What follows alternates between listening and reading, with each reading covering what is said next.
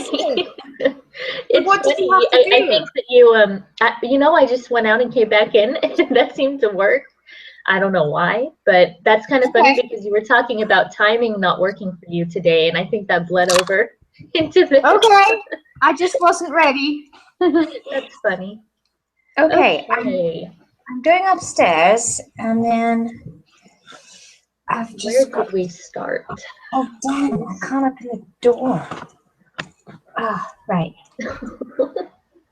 Have you got a very strange view? Okay, I'm going to pop you down here. And then I'm going to get my cup of tea and my chocolate because I'm having to resort to sugar, I'm afraid. Whatever works.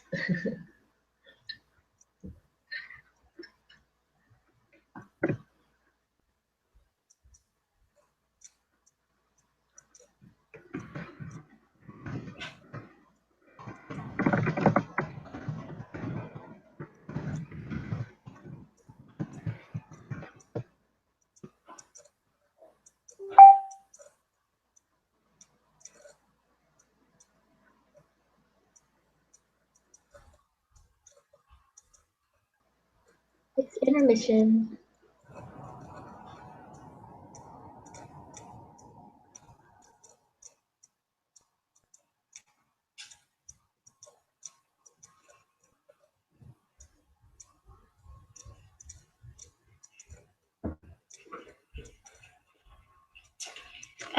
What about Lindsay? Has she responded? Has she come in? Marissa? Oh, whoops, I was muted. I messaged her, but I don't think she saw the link yet. Okay. But let's see. Yes, it was 187 this time that we started on. I think so. Okay. 1 second.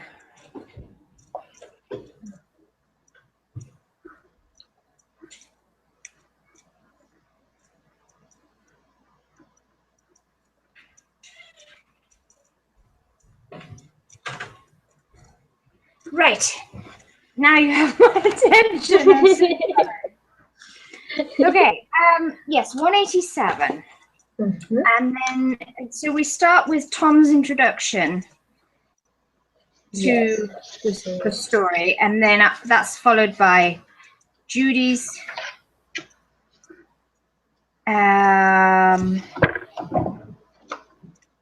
So what did you make? Yeah. I don't know if I took notes on the Tom section. I don't remember. Was there anything that stood out to you there? There's quite a lot that's interesting in the Tom section, I think, right? Let's see. Because he talks about... Oh, I did. Okay, go ahead. Yes, I'm surprised. I would be surprised if you didn't take notes on this bit.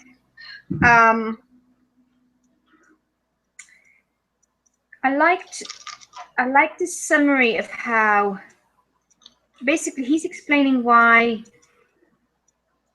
that they were thinking, why is Judy's story specifically important, right?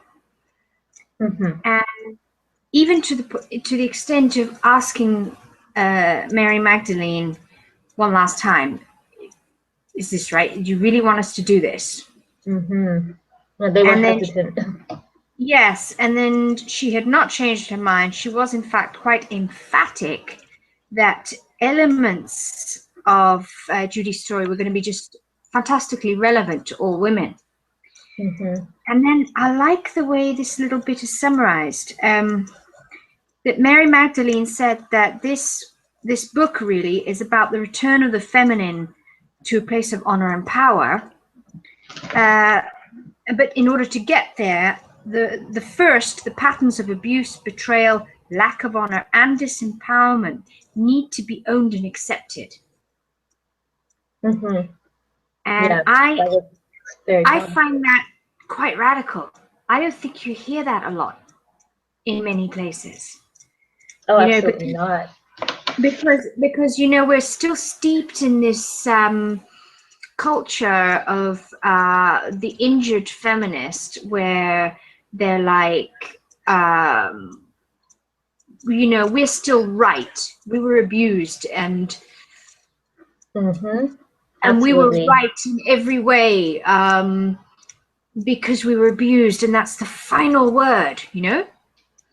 And Yeah, some of they don't move past that. You know, they stay in the, I guess it would be the victim mentality, and then they just get so exactly, and this angry is and something, yeah, and this is something I struggle with personally with my mother,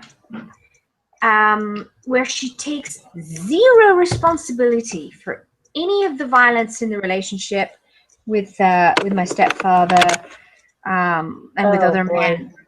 And of course, you have to you have to have compassion with someone who's in that frame of mind. Right. But to me, unfortunate, and this is really unpopular thing to talk about, but it stinks of scapegoating, and stinks of Mhm. not taking responsibility for anything. Absolutely. It really is, to the danger of another person. I mean, really, the everything involved, the reputation, the really everything. And I think people don't think about the other side of it because it's just such a horrible thought, the abuse aspect of it, that you know, they think, well, why should we sympathize with the abuser? But you know, there really are. Well, actually, she talks about two sides to every story in here, and she says, um, she said something like, sometimes there's not two sides. The abuser is the abuser, and I wasn't sure about that part, but it's an Yeah, interesting the thing thought. is though, you know, if you look at the patterns of abuse with an enlightened perspective, it doesn't take a lot of digging to see where the abused can use the cycle, the momentum of the cycle, Mm-hmm. for their own manipulative ends, for their own power play. And it's sick. It's Mm-hmm. really, really sick. And I'm just wondering how the rise of the feminine that we're witnessing in this age is going to tackle that. Mm-hmm. I wonder how we're going to, you know, come to terms with the fact that there's a lot, that there is actually a strange amount of power, um, in the position of the abused, of the victim. Mm-hmm. Absolutely. And that's such a almost taboo topic, really, you know, in It's society right now. totally taboo. It's 100% taboo. In fact, it might just be one of the biggest taboos of the human race to date. Mm-hmm. Yeah, Very hopefully peculiar. we'll get to a point where we don't have to disregard or disempower ourselves to find wholeness. uh, Yeah, but everybody step up. No one stoop. Everyone step up. Yeah. mm-hmm, absolutely. Let's see. Going back to this, so I thought it was interesting the way Tom talks about how Earth, that's kind of where hell is, you know, and that's the feminine, whereas the father is the sky. And Yes. I thought, wow, that is really putting it in another perspective, you know, church-wise, that really is true. That really is the case. Mm-hmm. The material, the earth is usually seen as a bad thing, something to ascend Yes. from. And there's a nice little summary there about what was the perceived understanding pre-Christianity, about how the sky is masculine and the earth is feminine and all that stuff. And then he goes into this summary and how basically, and this is so interesting in the light, the last paragraph on page 190. He says Sophia was known as the cosmic mother, and as such, she shared the same place of honor as Isis in Egypt and other goddesses in other ancient cultures. And according to the Sophionic understandings, she incarnated as Mary, the mother of Yeshua.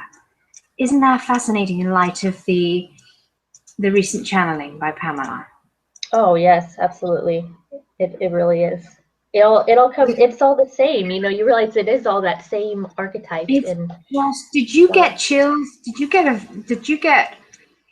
I got a real thrill when I heard Mary say that through Pamela. You know, like, wow. So, and well, how I it think could. in this is what we had just talked about, but I somewhere in here, I think it was page 193 or 194. This is exactly what we mentioned earlier. You know, he says the feminine principle must be put back in her rightful place as a co-creator, not as a dominating force, nor as a subjugated force, but as an equal force. Imbalance. I love that. Yeah, of course. And it's interesting that you know, the second paragraph of page 191, he says this understanding that the cosmic mother had reincarnated as Mary and was the mother of Yeshua was common among the early Christian theologians. That was what people thought, you know. Wow.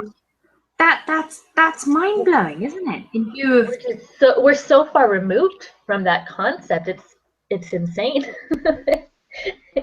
yeah. Hey, look, it's Bo. Wow, you must be on a break after all. Hi, Tree. Hi. Hey, good to see you. Is he I think muted? he might be on mute. Yeah, he's at work. But hopefully he can listen in for a little bit. We're just talking about the kind of Tom's preface to the one woman story. Let's see.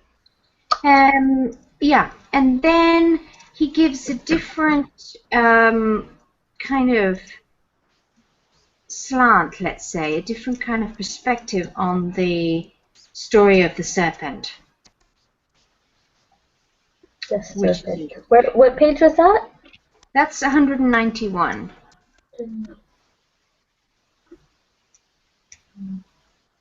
Oh, yes. Yeah, so traditionally we blame Eve for everything. She'd taken the apple from the serpent of Satan.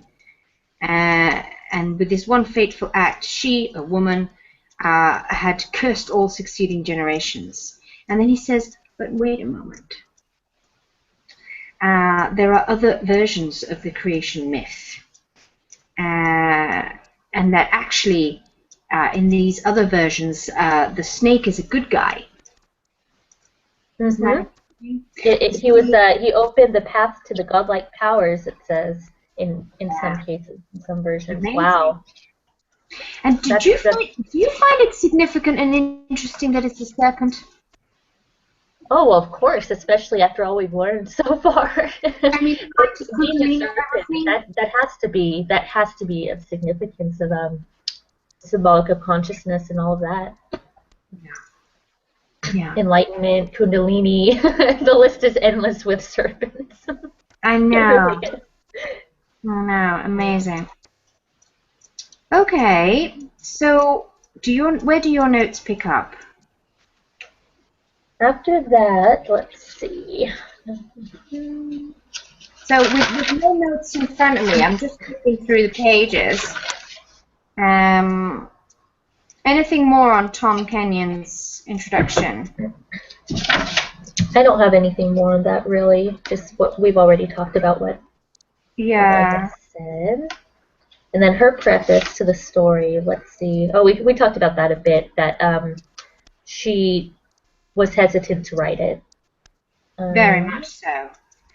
And then during her telling, she tells us more about that feeling of being hesitant to write it and why me, why is it important? Why is my story important? Yeah. Oh, go ahead. I'm just thinking. I'm just reading through this a little bit.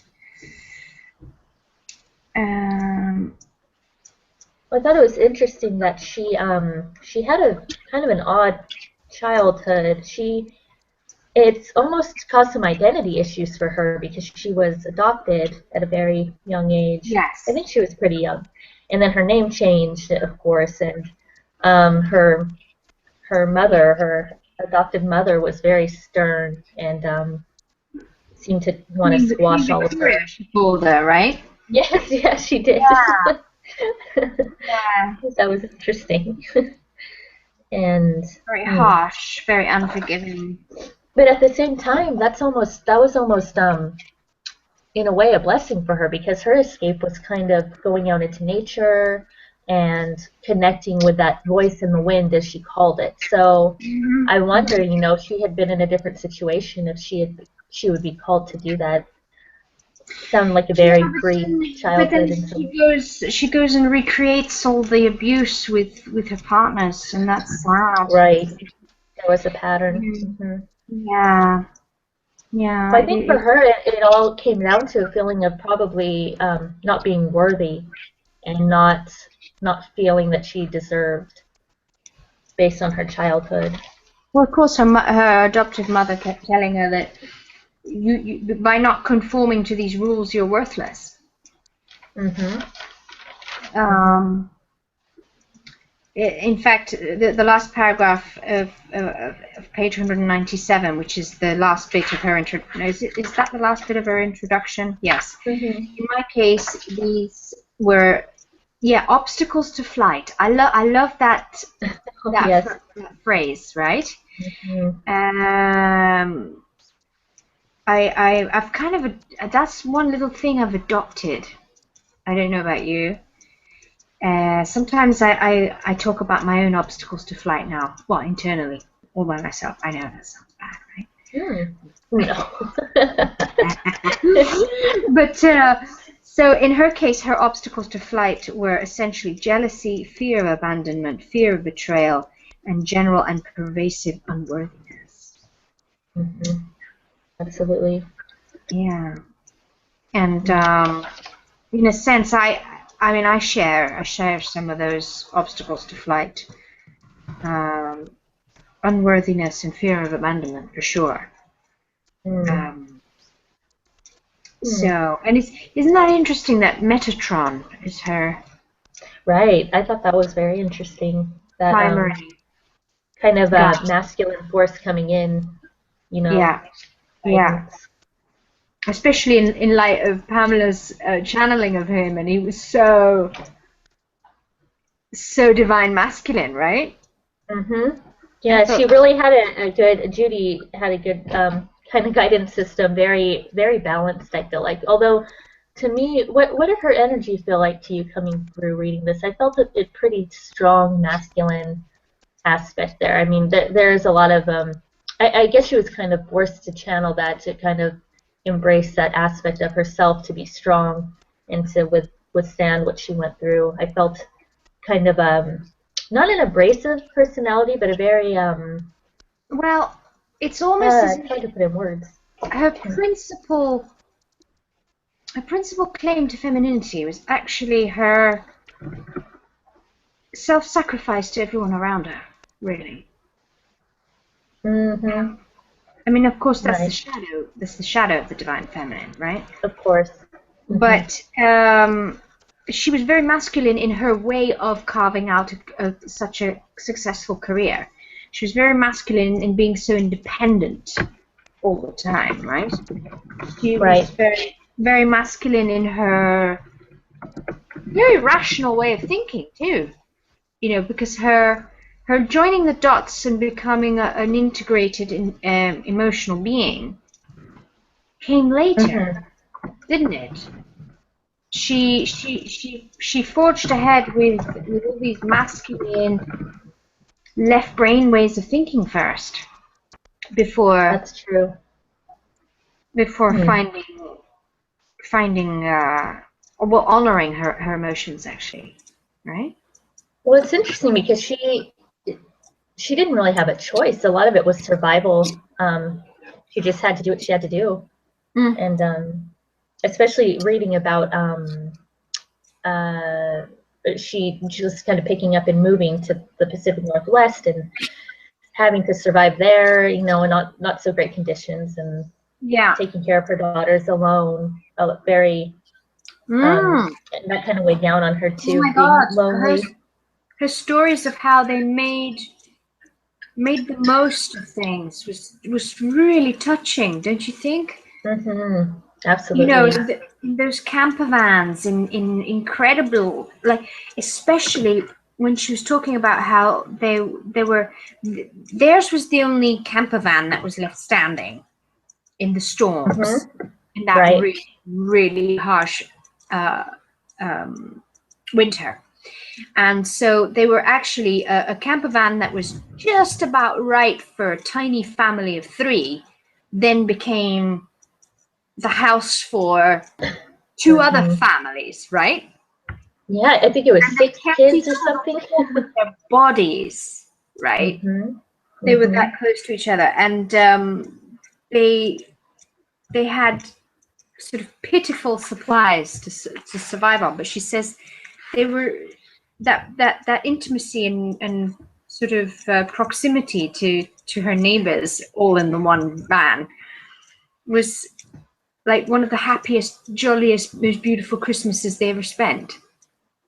Right. I thought, wow. I know. So interesting. I know. There was so much that was moving in her story.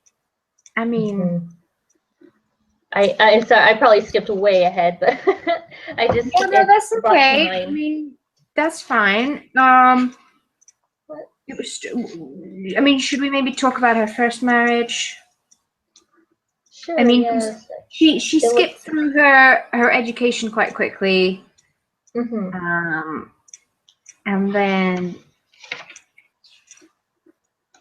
oh yeah, and that thing about thinking that she saw her, she always knew she had a soulmate, didn't she? Yes, I just read that part right now. I just came across that, you know, I knew, you know, I saw him once, his face pressed against the window of a bus. That was very interesting. Yes. Yes. Wow. And then later on, we get Tom saying that he seems to remember seeing a girl fleetingly in the bus. That was very, you know, she said, oh, that's far-fetched, but I believe in far-fetched. I thought, oh, I hope that was so, because that would be so perfect. Yes, absolutely. Wow. Yeah. Let's see. The first marriage was, I'm trying to remember was that the one who ended up being actually homosexual? Was that her first marriage? That was the first marriage, and it was heartless and kind of a bit surfacey. Right? They didn't get in very deep with each other. And then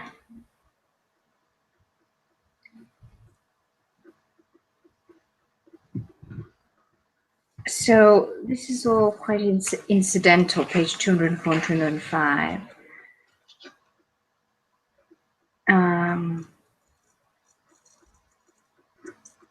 Oh God, and that rape. When her date refused to drive her home. Oh, right. Really? Did she get away from that? I don't remember. Was she able to escape it? That's page 206. 206. Oh, okay. Yeah.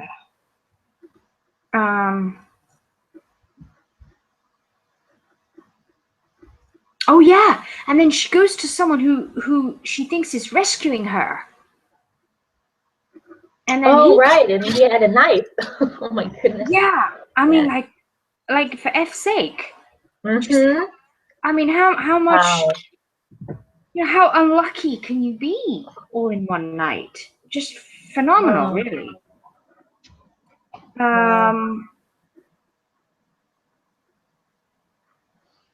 And then it's talking about how she set herself up in her career. Oh, right, and she gave up her daughter. Didn't she? She had a private adoption. Yeah, that's sad too.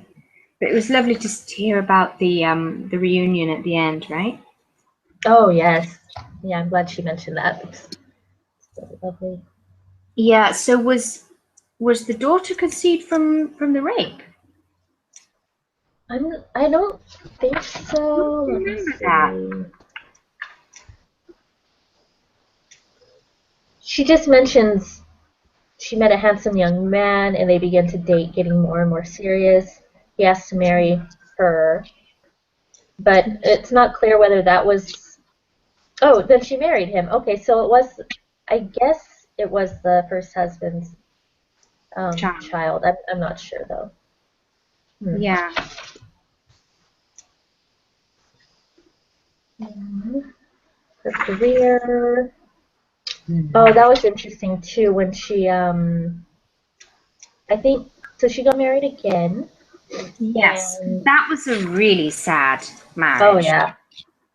It was all material based. All material, really hollow. He just gave up on the marriage and was never there. And it was sad that I could see, like, I felt exhausted reading about how she was working and bringing up these two young girls, and it was difficult because one of them was always ill, right? Oh, both of them. I think they both had ear infections and all of these and horrible allergies and all sorts. It did that part. I thought, wow, how do you do it? She hardly slept. She hardly slept. She worked like crazy. And then they were keeping up this charade of unity, and it was sad. Well, even reading about her describe the house, even though it was a very nice house and car, it just sounded so cold, very cold. Yeah. Oh yes, and then she was on the radio talking about this very controversial case. In which a black woman, this is page 212 at the top, a black woman had been jailed as an accomplice to a burglary. Her boyfriend had stolen something while she was riding in the car. During the night, her white jailer entered her cell and raped her.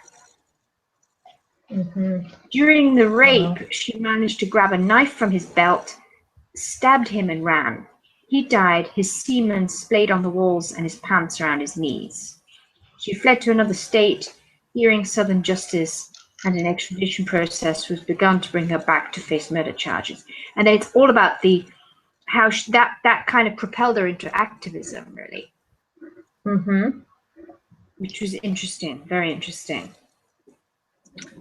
And then of course there was her writing career going along simultaneously. What a talented, intelligent woman! I was really impressed by that.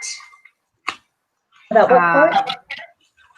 Well, just in general. I mean, there she was on the radio, writing in articles in newspapers, and while having this high-flying career in advertising. Right. All simultaneously. Is Donna in the chat? She said she can't get in. I gave her the link again. She might have gone to the event page instead. I think she's going to try to restart her computer. Cool.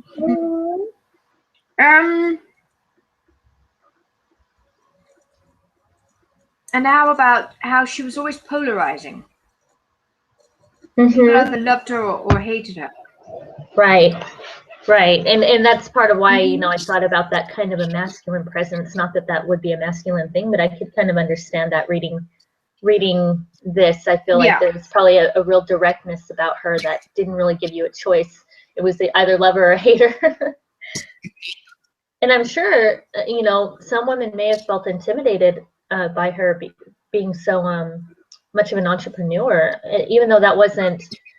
Yeah. So I think it was the 80s. Still, there was an era of that, where women were still joining. So that could have been part of it too. yeah, and she coped by having full-time nannying help. Amazing. So this is all talk.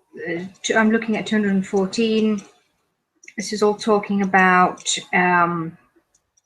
this marriage, and she calls them her superwoman years. I bet. That's very fitting. I lived on about 4 hours of sleep, broken by feeding interruption, and then served my clients during the day. Incredible. Wow. And it's amazing how, you know, if you are, you can't, and this is, I can't help but think that, gosh, if you asked a man to do that, right? He would just say, no, I can't do it. Yeah, right? I can't do it. It can't be done. It's impossible. Yeah, exactly. Whereas women, they you just do it. Instead of doing that, they just sacrifice themselves. That does appear to be a fairly universal difference between the sexes. Men would be going, but no, this isn't possible, and we have to work out a way to do things differently. Whereas women will just grind themselves into the ground, serving. Incredible. And for her to go through all that and not even have a supportive, loving partner, that must have weighed even heavily on her. Of course. Hearing about that relationship just sounds horrible. She was alone in that marriage, really. And then,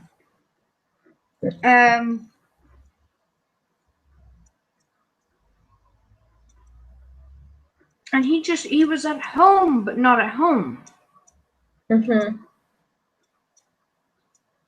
It's interesting the part about her actually seeing a presence that woke her up to write. Yes, that was interesting. So the Phantom series, I think she said. That's right. Very peculiar. I want one. I know. I read that. Ghostwriting. That's literal ghostwriting. The visitations, she called them.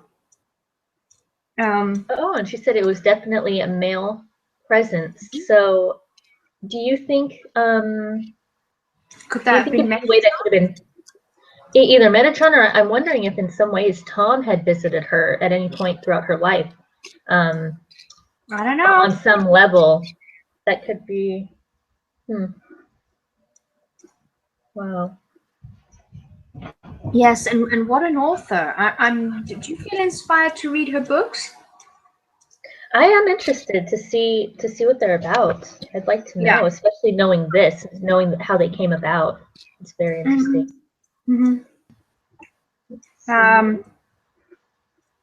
And then it goes on to talk about the breakdown of the relationship. Donna, you made it. Hi. Donna, welcome. How are you? Good. I had to sign out. I had to shut my computer off and sign back in. I blame the retrograde as usual because we had some issues too. Has it started? Has the retrograde started? Oh yeah, it started a few days ago. Oh God, of course it did. All right, on the 5th, I think. Perspective now, right? People say it's not real, but I go, you know what? I beg to differ because something. Evidence, yeah. So we're just now, Donna. Let's see. We're around page 218, talking about her Judy's first marriage and things like that. Or second, sorry. Yeah. The one that she has the two girls with, the loveless, cold, distant marriage, and then I found it quite amusing how she talks about the breakup of that marriage, and she's with some humor. She says he was maybe expecting her to stay and fight a corner and try to claw back all the material things she could. And then she laughs and she says, no, actually, I'm the sort that will just literally just go and leave in the things that are I'm standing up in, and how that is a kind of empowerment, because because in this horribly material marriage, by doing that, she was getting back her power. Do you see what I'm driving at? Mm-hmm. If you don't want to stay and fight for the car and fight for the house and fight for what's in the bank and all that stuff, then where's the power? Right? He does. He had nothing she wanted. No, she was totally fine just leaving her. Yeah, what is it? She girls Well, she yeah. went. I agree with that. I mean, I married a guy that was deaf. He had no money. He got out of jail. He quit drinking. I sold everything. My house. Nothing was his. I married him. I paid for all of it. Moved to another state. I made $58,000 selling my house. Put $28,000 down on a new house. Within a year, he was drinking, going crazy. So we're from Massachusetts to Georgia. You think starting life, you're going to be okay. He did the same thing, and I kicked him out. And then my sons weren't really helping either. And I'm like, my dad was dying of cancer.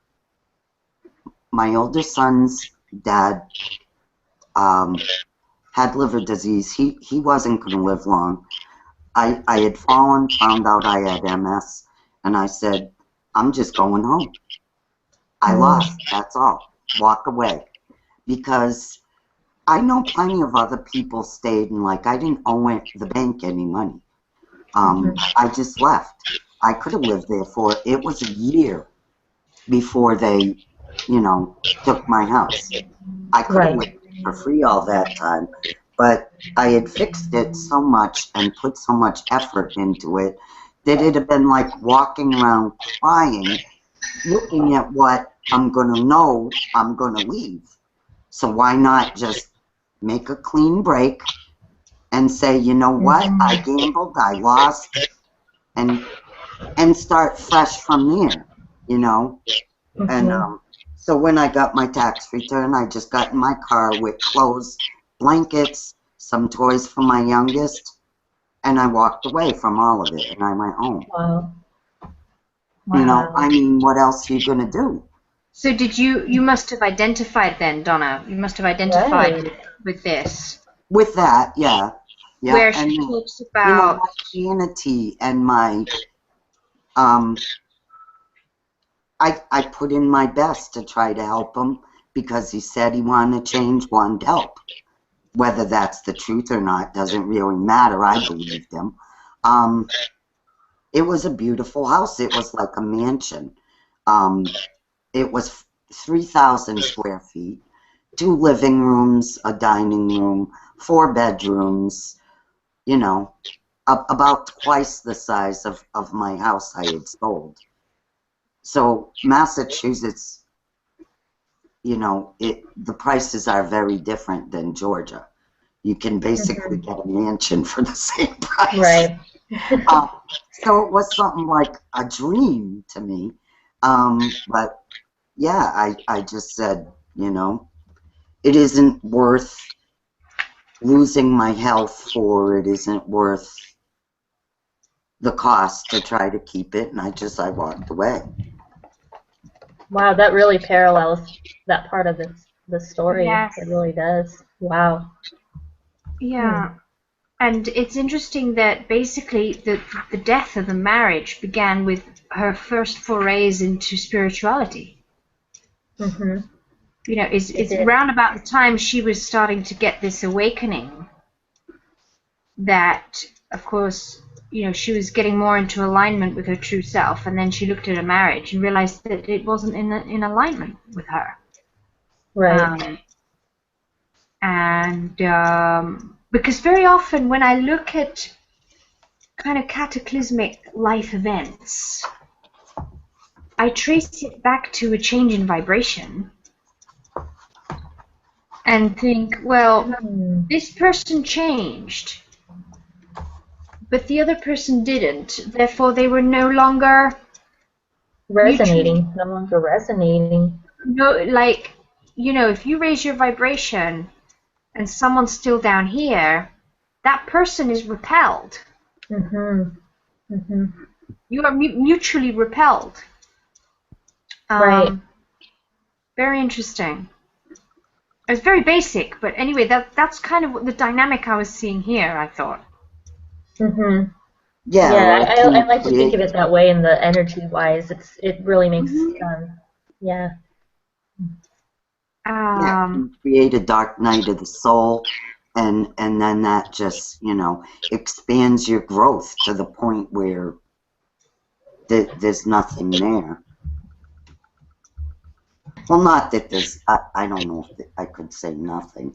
I mean, he is who he is, and if he wants to take his whole entire life to learn this specific lesson, who am I to say that's wrong? I just don't want to do it with him. Yeah, sure. Whereas she you know, Judy was learning about the spirituality, and she knew there was no way he could share that with her. Absolutely no way.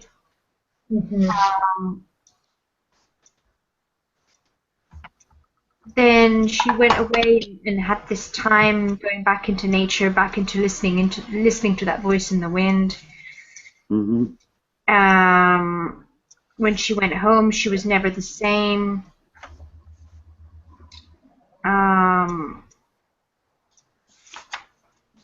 Moving to the Pacific Northwest. Yes. I liked that part of her going to the island and just, and the two little girls and I especially love it when she turned to them and said, where do we go from here? Do we want to go back to a more comfortable lifestyle where I get a job, a good job again, and I start earning decent money again? Should we do that? And they both said in unison, no, mommy, let's continue with the dream. Right.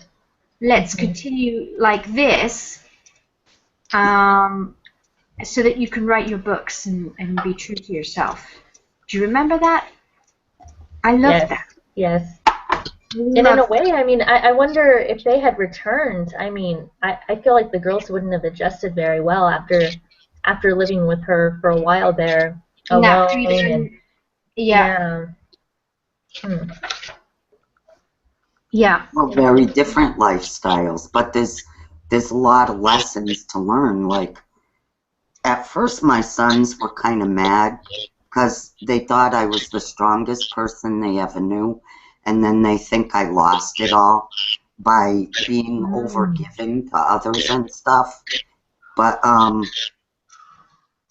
I think it maybe gave them an understanding that if it was important to me, I could do it again. I'm not scared. I could go get a house right now. I don't think I really want to, because I like the more freedom of movement where I can just go do what I want and I'm not so stuck. I don't have little kids anymore, so there's no reason to be, you know. Yeah, well, part of their desire to have you in the splendid house was so that you could continue being their rock. But then... Yeah, but now they're doing it for an apartment and paying more. And they wouldn't put forth their own effort then.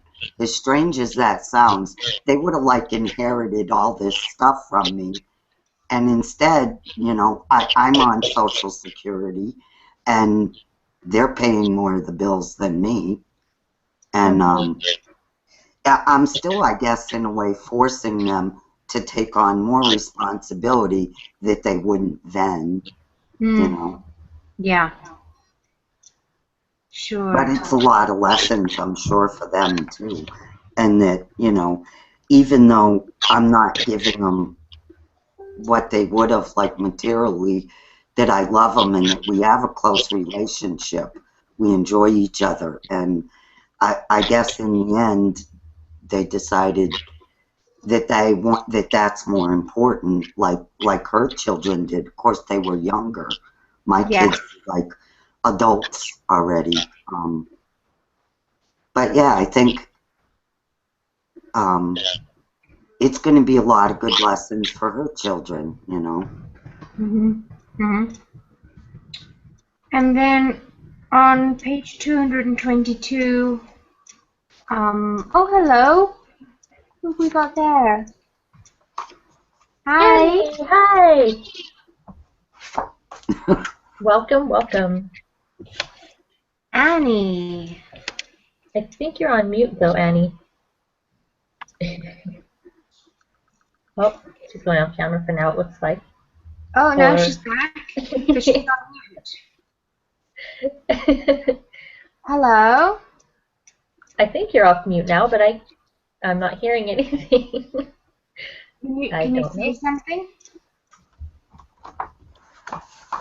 Oh, yeah, there's no sound. Oh, there's no sound. Do you Well, think feel free to figure it out and jump in. Yeah, I figured she'd jump in and jump out again. So let's see. So what I was saying at the very bottom of page 222, she talks about the first time she has migraines. And I wonder, if the way she tells them, it sounds like they're some sort of downloads or something. Did you notice that? That's what I wonder about people who have a lot of migraines and head issues. I do wonder if those upper chakras are just being overloaded, you know? Yeah. I actually did some healing, some very spontaneous healing on someone over Christmas who has migraines. And I mean, I have done Reiki level 1 and 2, but I did it quite casually. Maybe I shouldn't, you know, but no, it was interesting, the whole migraine, because he suffers from migraines, and he knew that he was developing one right there. He said, "I know what's happening. I'm gonna have a migraine." And it was very pleasing, even though I was a little drunk and not exactly. I was tired and not exactly in my, you know, salsa. I apparently turned it around completely, so yay! Oh, wow. Yeah, I'm very pleased with that, very pleased. It worked out. And then the same evening, the chap sitting next to me at the table said, Sarah, pick a number. And instantly, I didn't hear anything, I didn't see anything, I just knew 17. I just knew it. It was very fast. And I normally I overthink things and kill it. But I just said 17 before I thought about anything. Yes. He said, "No way." It's like, that's like, I have 2 special numbers, 11 and 17. And then he said to Melissa, my sister, "Melissa, what are my special numbers?" And she didn't remember 11, she remembered 17. I was like, yeah. I like that you mentioned that you didn't give yourself time to think about it. And that's what I try to tell people when I do my whole, you know, intuition game in my group. I try to say, you know, don't just the first thing, the very first thing. And I've heard from some people, you know, they guess the wrong thing and then they go, "Oh no, that was my first. That was my first thing." I thought about it. I said, no. Then you're switching your brain. You're switching brains, and so yeah, usually it is that very first blast that you get. Not always, but I found that that's usually the case before you could overthink it to death with the logical mind. It was interesting because it wasn't, normally I get an image, I very often get an image, but this was different. This was just a kind of knowing. Anyway, we're like way off topic here. Sorry. So she passes out from the pain, wakes up hours later. She says electrically rewired.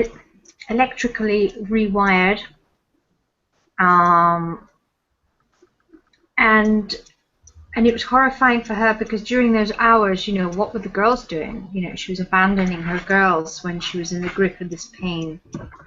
So much suffering. Oh my God.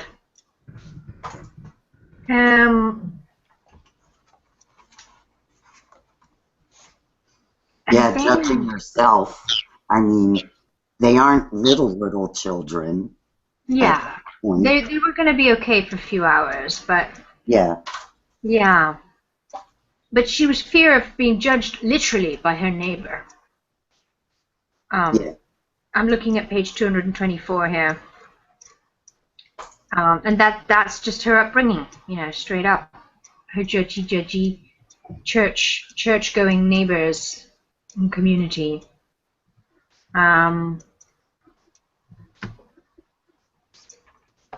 Oh yes, and then that's sweet. On page 224, about the middle of the page, I promised my van that wherever it broke down, I'd consider that as a sign that we were supposed to stay there. Isn't that sweet? I love that. It was great. And then she talks about the next 5 years as a single mother, living on an island in the northern sky. Oh, and then that begins kind of her next big relationship. That one was chilling to me, very chilling, based on complete deception and manipulation. The deception, the degree of, I mean, that is, I mean, to lie about your ethnic origin, right? I mean, the extent of the lies was just unbelievable. And she talks about how, with her retrospect, she could see where she had deliberately, you know, blinded herself and sort of dumbed her hearing and to make excuses for everything. Amazing. Absolutely amazing. Wow. And I think that that really resonates with us because we are influenced by people like that because we are seeking. And so to think of someone who's, you know, kind of saw himself as a teacher and, you know, just being swayed by that and the attraction, they're like, oh, wow, you know, he knows everything. It was almost guru status for her. You know, she kind of put him on a pedestal. And then that was just like ripped out right from under her because she realized it was based on nothing. I mean, especially when, you know, because she went off on this trip with him and they got deep into American Indian culture and stuff, and it's peculiar that apparently the American Indian shamans and everything. Well, she doesn't say that, but presumably they bought it as well, right? Do you see what I'm saying? Yes, I think so. Huh. Yeah. Because I've never met an Italian that looks like an American Indian, have you? Right, yeah. How do you swing that? How does that work? You know what I'm saying? That's phenomenal. I feel like this person, he must have been just, you know, those type of people who could just manipulate in such a way and just twist reality in such a way that I feel like he could really sway that and say, oh, when people do that, it's because they are pretty much believing it themselves. Yes, exactly. And if you believe it yourself, you know, it's easy to get other people to do it. You have the strength of conviction on your side. Yeah. But we can be misled anyway. Anyone can be. The thing is that, I mean, everywhere we go, just because we've learned lessons, or we think we have, and we go up to the next step, there's still more things that are going to tempt us, come at us from the old stuff to see if we're really prepared to go up. And to me, that's what he represented, is like a setback for her because she was misled to believe him. But it also, I think maybe some of these things happening helped change and helped her see people for who they really were, instead of to set boundaries and to learn to not, like the way her mother and her relationship went, especially, which is just in a little bit, talks about her blaming herself all the time and putting other people's wants and needs and rights above her own. And I think him being that way taught her to not do that, and that she's not, like, well, Matt kind of talked about that in his last video, about judging the judger, which is judging yourself for judging others. So then you dislike you, and you go along with what they say, not because you love them or not or whatever, but because you think you're bad for saying they're bad. And then you keep going with that, and I've done it, we probably all have. And so instead of my first reaction saying, this don't feel right to me, and moving toward my joy or my bliss, I'm dragged down to this drama level, which is what happened to her. You're shutting that little voice down, aren't you? Right.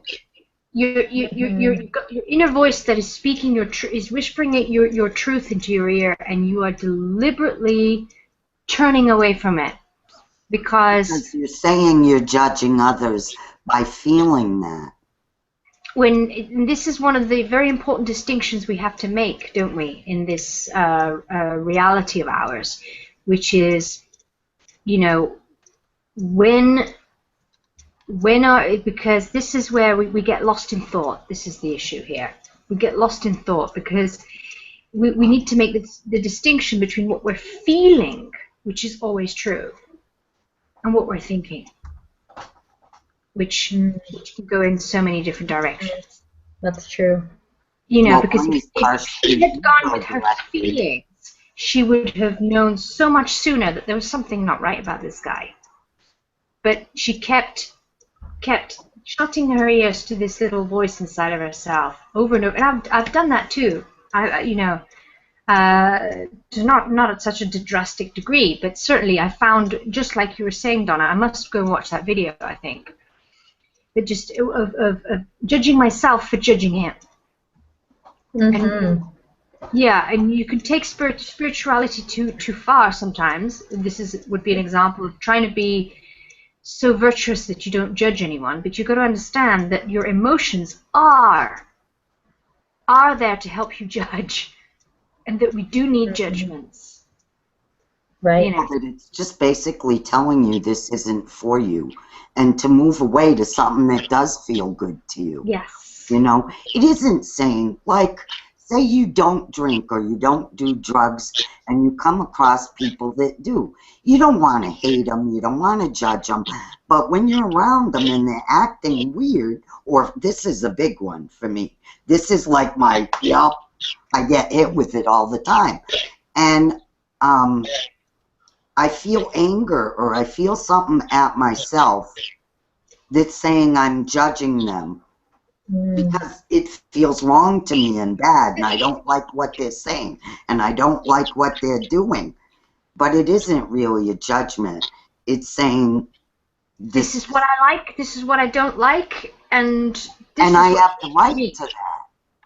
And the thing is, because as we're growing up, we are consistently over and over and over trained to ignore our own guidance system in order to adopt someone else's dogma that tells us how to be and tells us that okay, you feel like going out and talking to your horses and your trees, but no, I'm going to insist that you come to church instead, and just overriding your desires over and over and over, as that's your training as you grow up. If you had a Queen Victoria as a mother, as she calls it, right? She talks about, and here's part of why she, I think, judged herself for or didn't trust her intuition, possibly because she talks about that story where the teacher slapped her. And she ran home, to her mother saying, "Oh, thinking her mother says." She basically said, "Oh, she had a reason. She had a reason, and I work at the school. I can't do anything." And it made me think back, because luckily my parents were the opposite of that. If there was an issue, my mom was on the phone calling the teacher at home, and they believed what we said. But I hear a different story from a lot of people where the parents just trusted the teacher and they didn't care what you had to say about the situation because it was an authority figure and they were always right. And so I thought, oh my goodness, that's very interesting. Yeah, and so the lesson that little girl learned, and so many of us learn, is that that you're never right, and you can't trust your own inner guidance system, and that you must, as a result, sacrifice yourself. The ultimate end product of that, is that what you have to do is suffer in order to find approval. Right. So that's what she started to do on a grand scale on a daily basis with her third husband. Yeah, but even that, I mean, when you grow through that, I think you wind up coming to a point where you understand that being a victim is also a step in growth of a higher vibration, and that it's a lesson for us each to learn to not put ourselves in those positions. In other words, practice saying no. When you want to say yes, say yes. When you feel like, well, for instance, a friend of mine, her sister wanted her to take a dog because her boyfriend drinks too much, and he said he'd shoot the dog or kill it or something because he couldn't keep it where he lived because they couldn't keep the dogs. So her sister, being a dog hero protector, already has 3-4 dogs, took another dog. And I said, you could have said no. You should have said no. She's very mad at her sister. You should have said something, because her sister said she'd take care of it, take on that responsibility. But she did it knowing she could hand it to her own sister.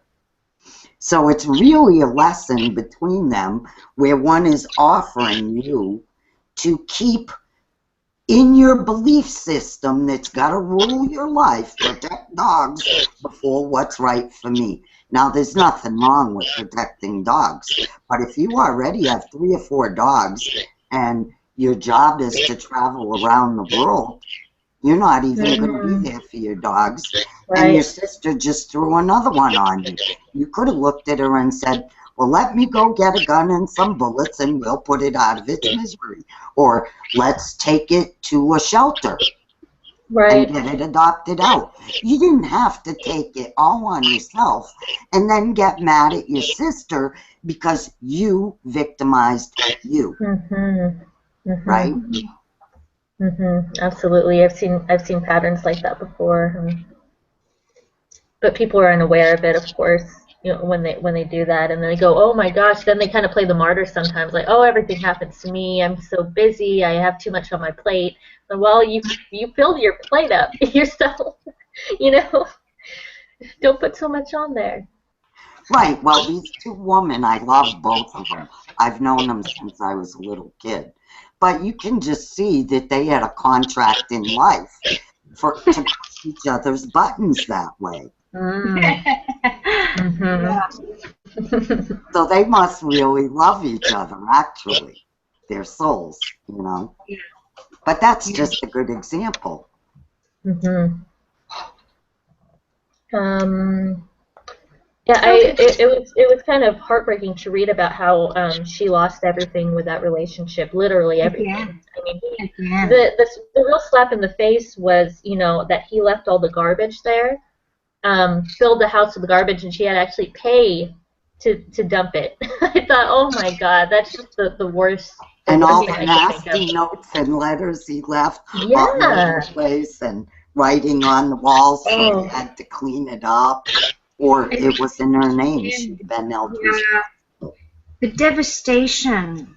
And what was really weird was on page 229, she says that, well, she was talking about how, incredibly, living on $900 a month as a single mother and everything, she managed to actually publish, like, books, like 2 or 3 books.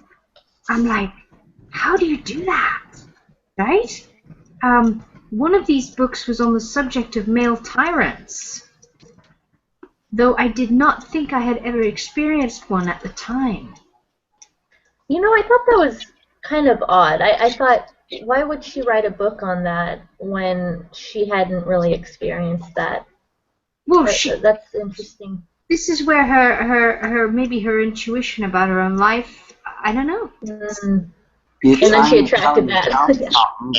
And you're talking to others. Was she self-publishing, or was this? Yes. She got one. What does she says? Right, I'm reading page 229 at the top. Somewhere, somehow, in the midst of this struggle to survive with little income, I did manage to do what I went there to do. I edited and produced 3 books based on the material I believed to come from The Great Teacher in the Wind, a consummate accomplishment for a single mother living on $900 a month. Eventually, I acquired the rights back to the first 2, self-published the last one, and even got it on the New Age bestseller list. Because as a writer, I know how not hard that is. All you have to do is upload it on an Amazon or something like that, get your USBN number, and you own your story, you click send, and it pops up. The only harder part or the expensive part would have been to the editing process, unless she did a self-editing also. Well, this was back in the 80s, too, so I would imagine it was far more complicated. Yeah, that was pre-Amazon, right? So. Yeah, it was pre-internet. Yeah. And then it's interesting that Adrienne, her daughter, still says this is the time period she remembers when she thinks about Judy's power, those trailer years. Mm-hmm. Where we found out that nothing could stop us. Such an inspiring story. Really inspiring. I'm not sure if it was with that relationship that we just talked about, but I thought it was interesting how on page, let's see, I think it was 235, she talks about how I think this is when her kind of knight in shining armor showed up. Remember the man who came from Europe and helped her out? And she's, you know, she said she finally let her hair down over the castle wall. I thought that was a really nice symbolism. Rapunzel. Mm-hmm. I love it.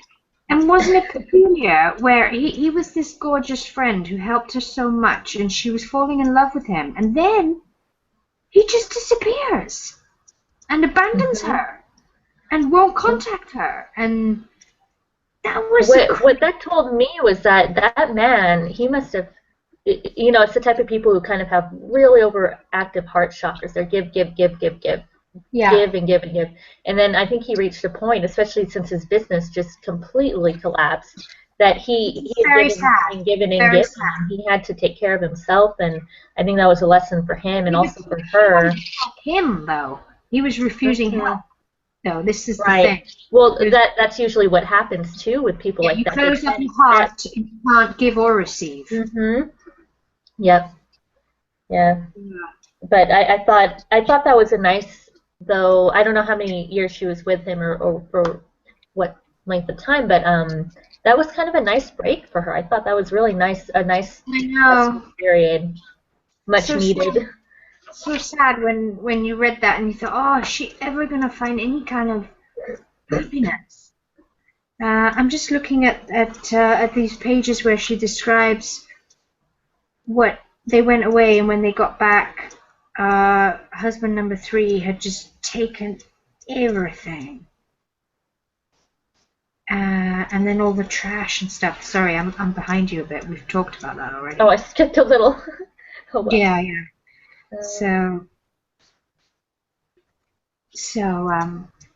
Yeah, interesting. Oh, and then, well, that's when remember when she first met Tom, and she wanted to get her friend this beautiful Christmas gift, and then that's when I thought that was just so perfect, that meeting. Interesting. And the fact that her previous relationship, that man would not allow her to contact Tom, if you remember that. I thought, oh, no wonder. They were too distant in vibration. Yeah. Mm-hmm. So he was resistant to. He knew that he must have known, because a good manipulator understands attraction. He would have known that she would have been really attracted to Tom, right? Mm-hmm. I mean, that would take power away from him. He must have known that. Maybe, I think in some ways, maybe he didn't know that. Maybe he knew that subconsciously. You know, maybe that's not even something he knew on the surface. Just like, oh, no, you're not talking to him. But you know what? At the same time, I don't think she was ready, in any case, for that. You know, the timing was right. It seems like the timing was really perfect as usual for everything that happened to her. Yeah, but she remembered him, and remembered people telling her she needed. Yes. Yes. She had his number still, and you know what she called and said to him is so strange. Mm-hmm. Yeah. And then this is all about the visit and how enthralled they were, and how it turned out to be more of a gift for her than for her friend.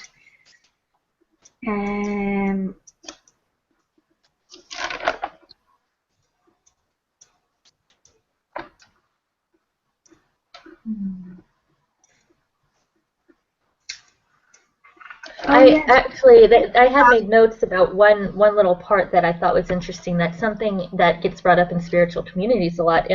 She says, the ideal mating for terror is when a natural abuser meets a victim of childhood trauma.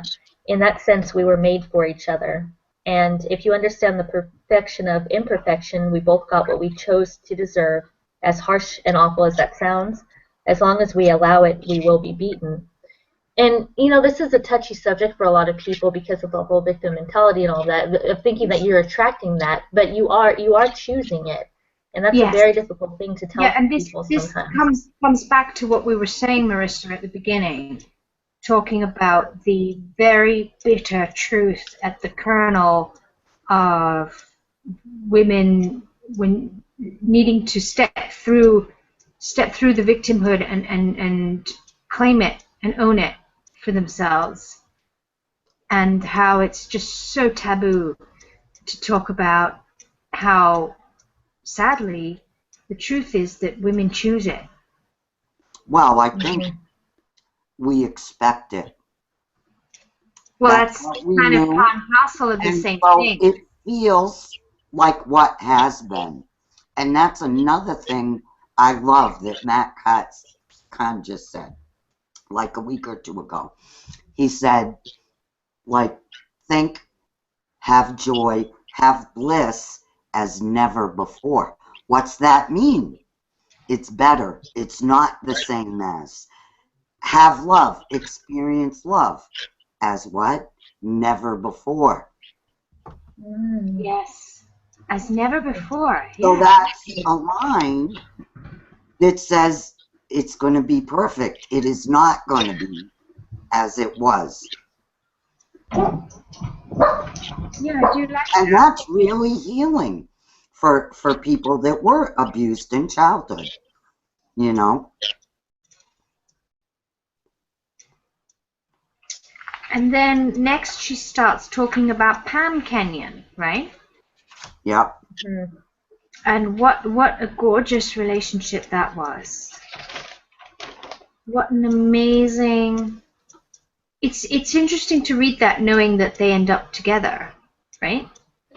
Yeah, reading that I thought, oh my gosh, I wonder how this is going to work out. You know, Exactly. I was really curious, and unfortunately, it was a pretty sad experience. You know, what ended up happening, but I guess that's And just the way it was meant to be.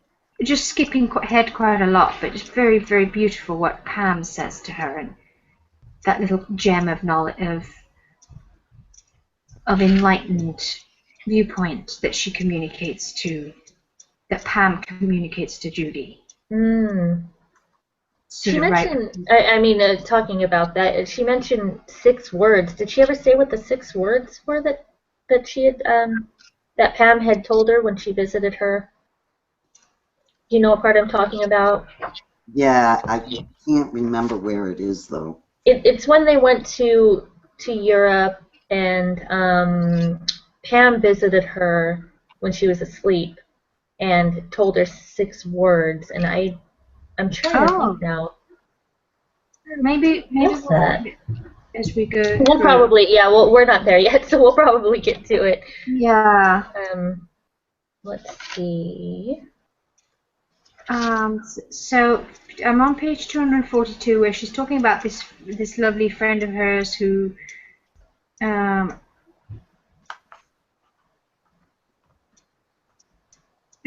his loss and how sad that was.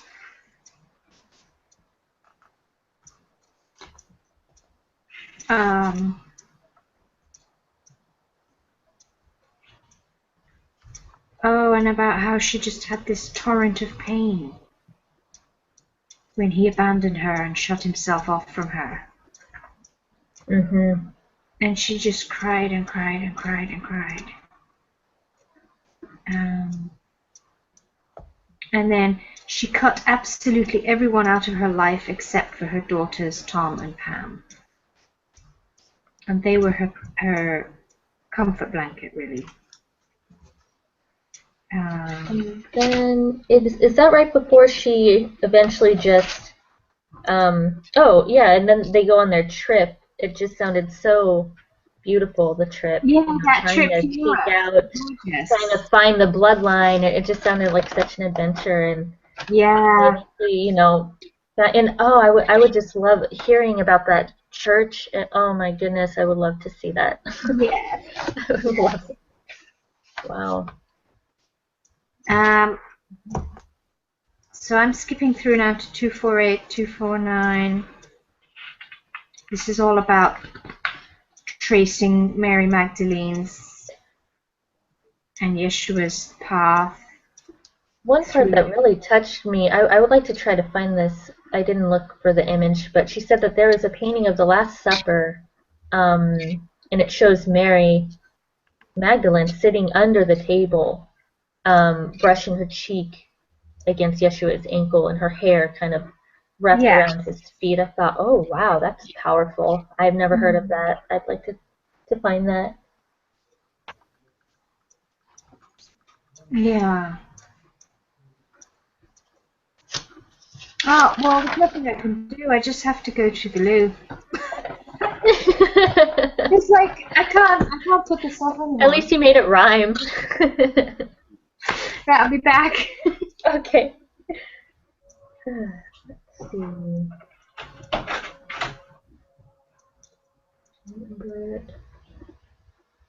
Oh yeah, I had made a note on this too. She remembered her deepest and darkest demons, the one she had driven so far into her bones, talking about Pam. And I thought, wow, you know, because I do try to think of disease in that way sometimes, of how stress and that kind of thing, traumas affect you and where they go in your body. And to think that she had such trauma that it turned into bone cancer. You know, she held things in her bones. I thought, wow, that's really interesting. Yeah.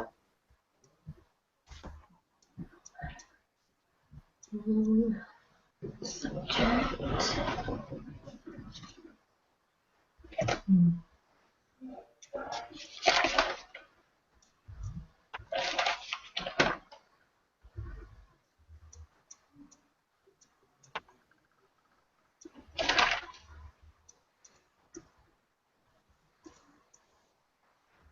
I also like how she talks about the way Tom teaches, and just that he's, he teaches with a lot of humor and humility, and she says making the material both comprehensible and conscious altering simultaneously. I do get that from him. I think that Tom does have a humility about him, and he's very humble, but he's extremely intelligent. I've heard I heard him on a podcast and things like that, and he really does balance the logical mind out with the spiritual aspects. I think that's just like such an ideal way to be. I really admire him. That comes across in this book, don't you think? Mm-hmm. Yeah. I was trying to find videos of him speaking and of her, and I just found a little something that I think is a trailer for a movie or a documentary that I'm going to see. Yes. And Judy wasn't at all how I expected her somehow. I haven't seen pictures of her at all. I've barely even seen pictures of Tom, to be honest. So in my head, I didn't really have anything to base on. I saw her. I visualized her as much as the opposite, as quite thin. Oh, yeah. But she isn't. She's really, and also not as dark. In fact, I almost visualized her as the opposite of who she really is. It's funny that. I'm seeing her now. I had pictured that hair exactly. Actually, the hair. Wow. Yeah, that's interesting. No, I pictured someone else. I really did. I was surprised when I saw her. I thought, oh, because normally I visualize people really well. I was taken off guard. Yeah. I think, yeah, I can't explain that. Let's see here. So 253. I'm looking at.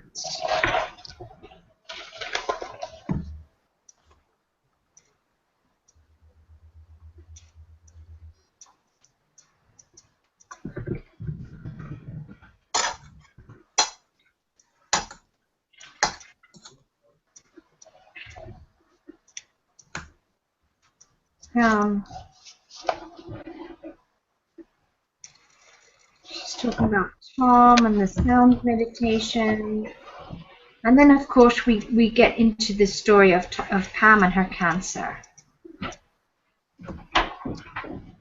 It was interesting. I thought this discussion of like everyone's agendas. Oh, right.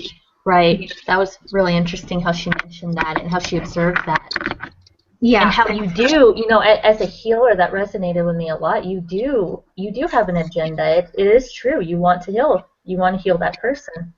And it is hard to step outside of that sometimes. And what the person wants, Exactly. Yeah, I think we learn that when we come across people who do want to, who come to us to be healed, but you realize that they're not healing, and they have the same issues, and then you just have to accept that they're not ready to heal, and they'll heal on their own time when the time is right. Well, they've come to you to begin with, so they are healing. Right. Not quite in the way you imagine. Yeah, it's a lot of it's expectation, and you kind of, it's hard not to say, oh, they should do this, or they'll heal if they do this or that, because you don't know. They know best deep down what's going to work, and you just have to do it. Yeah, because you seek healing at all. It's because you're a part of healing, but just not the one that you necessarily, strictly speaking, visualized. Well, it can be a lesson too. Like sometimes their guides and stuff will come to you and they'll say to give them lessons to work on themselves, because the energy is so deep in their body and it's still coming in around them. So you could basically heal them every 20 minutes and have to keep doing it. and that's no good. Healing people means helping them learn to help themselves. It's the difference between giving someone fish to eat and teaching them how to fish. So healing is the same thing. And then, that we need to give them lessons that change the energies coming into their aura so that can heal, that they need the rest, they need to heal, they need to take positive stuff in, and it's got to at least be a little bit higher, you know. Sorry, my internet dropped out, so I missed the whole last minute or so. oh, it's a shame. Donna was talking about, you know, how you, what's happening vibrationally when you're healing, and about how, you know, you've got the negative influence that's making you ill coming in and out of your aura, right, Donna? Right, from your thoughts, from your negative thinking and stuff, and imprint and all that stuff. Sometimes you really need to give people things to work on themselves to heal, because you're not going to heal them every 20 minutes. They're not learning. They're just re-pulling in that bad energy. Sometimes it's because they're in a lesson. So sometimes their guide, especially, you know, I don't just do Reiki, I do prana. So learning that their guide can come and say, you know what, if you want to help them have a more positive attitude in this or something, but you can't really heal it, and to ask for suggestions, because asking a human for permission to heal them is different than their higher self. When you're standing in the distance, often a guide will come and say, this isn't allowed, they are to die now or not. They don't really say that because they're not going to tell the future. So it's like for their highest good. And whatever energies you're sending will then go around to the family and the loved ones. And that helps lift the energy too. Oh, absolutely. When we do our healing circle, I think about the loved ones as well, because that's a big part of it, their journey too. And I think it goes back to just, if you think about holding space, that's how it kind of comes back for me at least. And then there's no like expectation really. You're just kind of holding space for the experience. And so. Yeah, you have no outcome, no, you know. Right, no agenda, like we said. Yeah. It's not on you anyway. It's not yours to judge.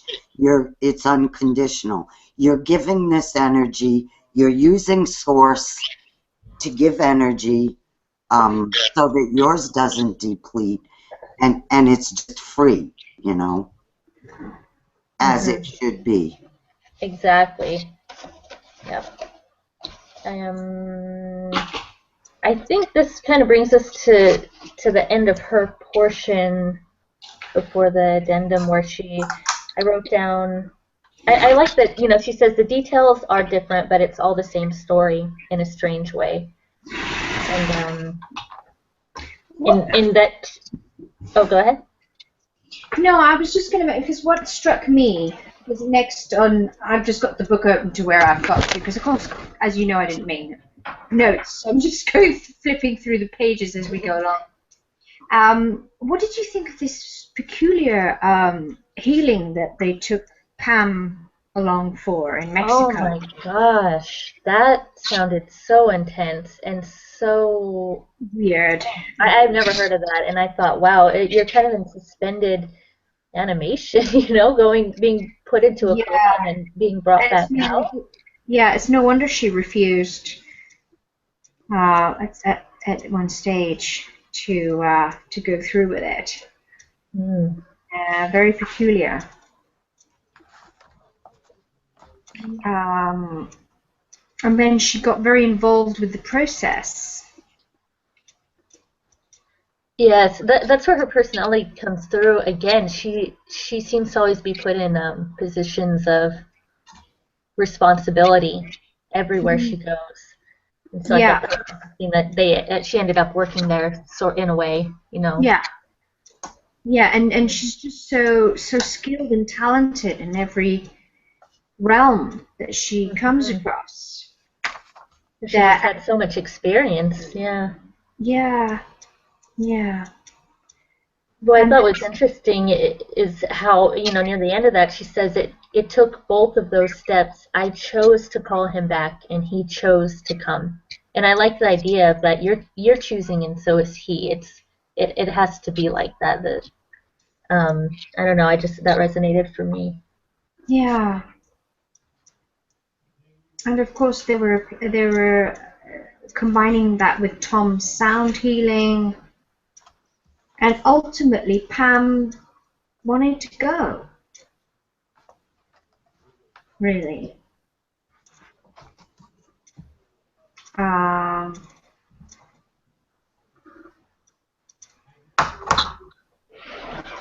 actually thought it was pretty interesting that she was very respectful of the whole of her and Tom connecting, and she didn't really say a lot about that. You know, she basically said that's all I'm going to say about that.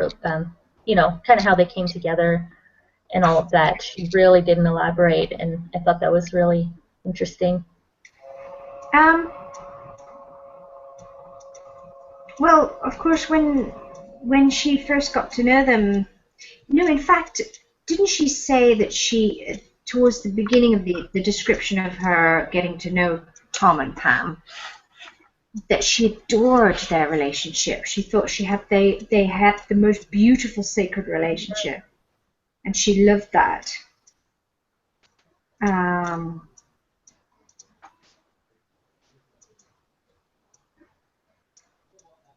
And it's interesting how enlightened Pam seemed to be, right? Mm-hmm. Very. Very. And how she tells on page 265 I'm looking at, and Pam tells Judy, you've got to let your daughters go. Mm-hmm.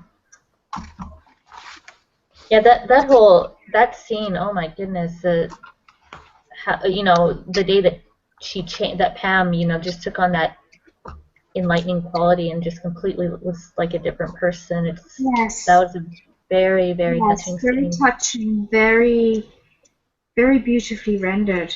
Yeah.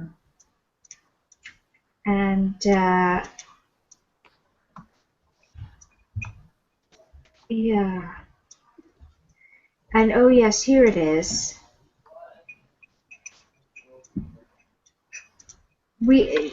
Page 266, and this comes back to the agendas. Everyone has an agenda.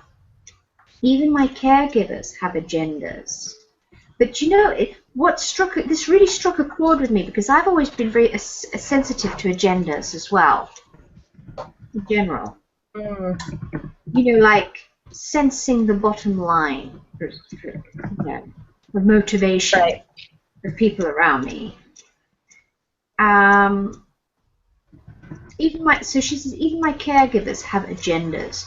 They all want to be the one who helps me feel better, or the one who takes away the pain. All the healers want to be the one who heals me. There's nothing wrong with that agenda, but it's their agenda, not mine. Mm-hmm. And the thing is, you see, my mother was always trying to heal me as a homeopath and as a sort of, you know, and I had to completely reject her healing, because I always felt this terrible agenda, and it was egoic. Not always. It sounds a bit conditional. Was it conditional, kind of? Well, no, it wasn't always. She genuinely wanted to heal me, because she wanted me not to be ill. You know, let's not get too paint my mother as someone truly nasty, and she wasn't. She wanted me to get better, but at the same time, she had an agenda, like I was the project you know. Mm. And she wanted to flex her wisdom muscles to heal me. That makes sense. That's something you really have to face as a healer sometimes is you go, do I just want to fix this problem or do I want to heal? And, you know, it really gets tricky there when, Yeah. you know, So you're more fixated on fixing rather than the healing aspect sometimes. At the start of this session, I'm like all bubbly and proud about how I healed someone. So it's like, yeah. But yeah, it was delightful because I wasn't looking for it. It was very spontaneous, and I just put my hands on his head. But also, I was seeing like two strange black horns of like energy, and I attributed that to the migraine. Yeah, peculiar. Anyway, oh, and that's it. And then she talks about the sparkles in the water. That's why I wanted to bring this up, right? So we were at one of the major issues in Pam's life. She had lived her life fulfilling someone else's agenda most of the time. My caregivers even have agendas for what I see when I look outside the window, she laughed. Yesterday, she said, I was looking out the window, staring at the water. And my caregiver said, Pam, what are you looking at? And I said, I'm looking at the sparkles on the water. And the caregiver said, Pam, what do you see when you look at the sparkles on the river, on the water? Do you see God? Pam shot me a cheesy grin and curled her lip. And Pam said, no, I don't see God. I see freedom. Right.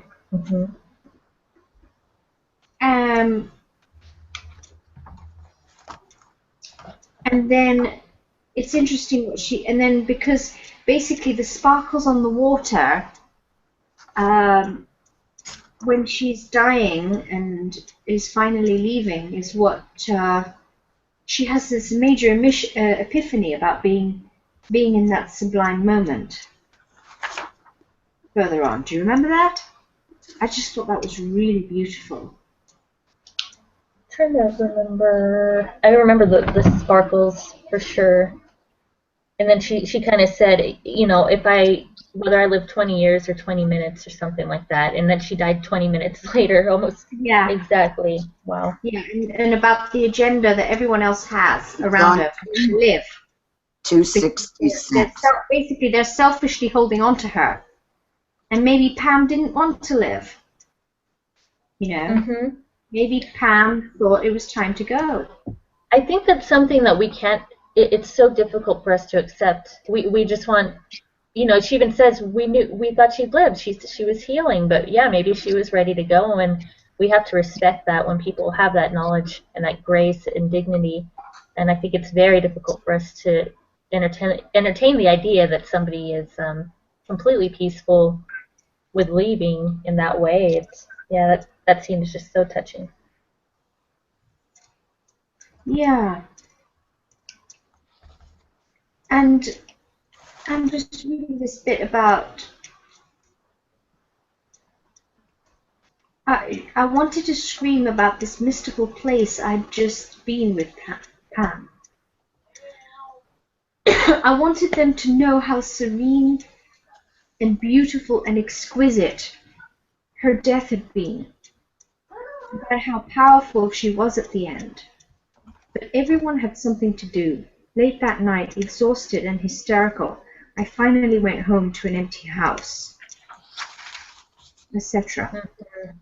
I think it's because, you know, in times like that, we do throw ourselves into activity because you don't know what else to do, you know, and with her, at least she had the chance to reflect on it and integrate it. Everyone else kind of goes, all right, well, the funeral, and, you know, let's take care of all the details, and we don't really give ourselves the chance to kind of respect that passing.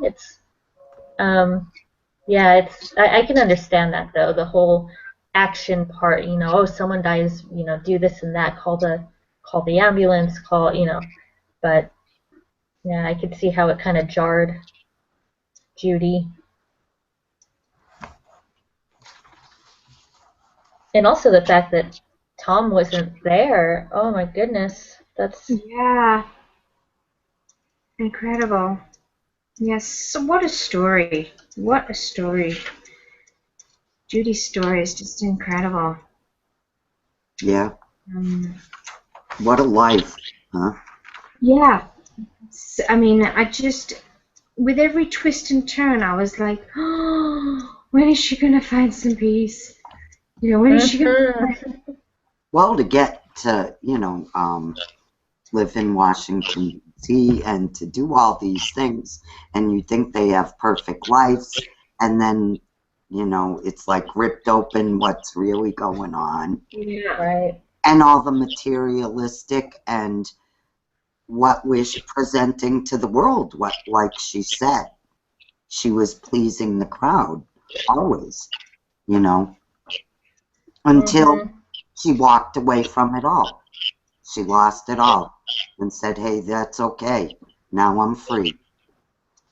You know, it's Freedom is a huge theme in this story. I even wrote down, you know, she ends with choose freedom, choose love, and if there is any way you can bring total, complete, even truth to your life at all levels, please do it. The truth really will set you free, and there is nothing without freedom. Yes. So, Yes, which is what Pam was talking about when she looked over at the sparkling water and her caregiver said, what do you see in God? She said, I'm seeing freedom. Yeah, it's quite interesting. I think that pretty much brings us to the addendum, I think, unless there was anything else you wanted to bring There was up. the peculiar little bit where her adopted mother comes, like the people around her just can't stand her, and can you look after her? And right. Peculiar. Yeah. Yep, so then we've got afterthoughts, a diary after Mary Magdalene, some little... But of course, what about the developing romance between her and Tom? I thought that was really touching when they were in the car and they make a pact spontaneously to be in their respective truth. Yes. That's right? where things, I guess, shifted with their relationship. Yeah. I love that. I love that the way she tells that story, and she just really just hints at the bliss that they have, you know, in each other's company, which was not always easy because then every now and again she would sense other people's agendas, and it seems that they were, you know, their relationship wasn't always 100% plain sailing. I mean, she had her moments of jealousy twice, didn't she? Talking about that.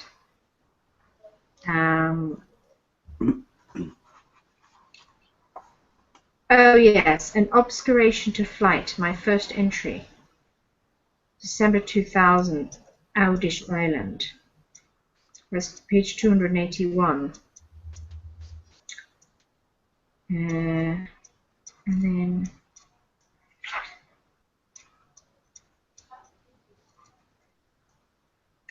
do you know, in this age, of course, of internet and stuff, what you know, it's not completely beyond the realms of possibility that Judy and Tom could come across these videos. Oh, I didn't think of it that way. Yeah, I don't think I did. Oh, no, now I'm all nervous. No, just kidding. And has that not crossed your minds? No, it didn't. Oh, my goodness. Wow, that would be amazing. What would they think about our, you know, our sharing and our experience and our discussions? Wouldn't that, you know? I think that would be We'll, fascinating. we'll have to contact Tom and give him a heads up and show him the videos. Send him links. Oh God! Because I'm thinking back to, because of course I'm ever self-critical, and I dropped 2 really big clangers.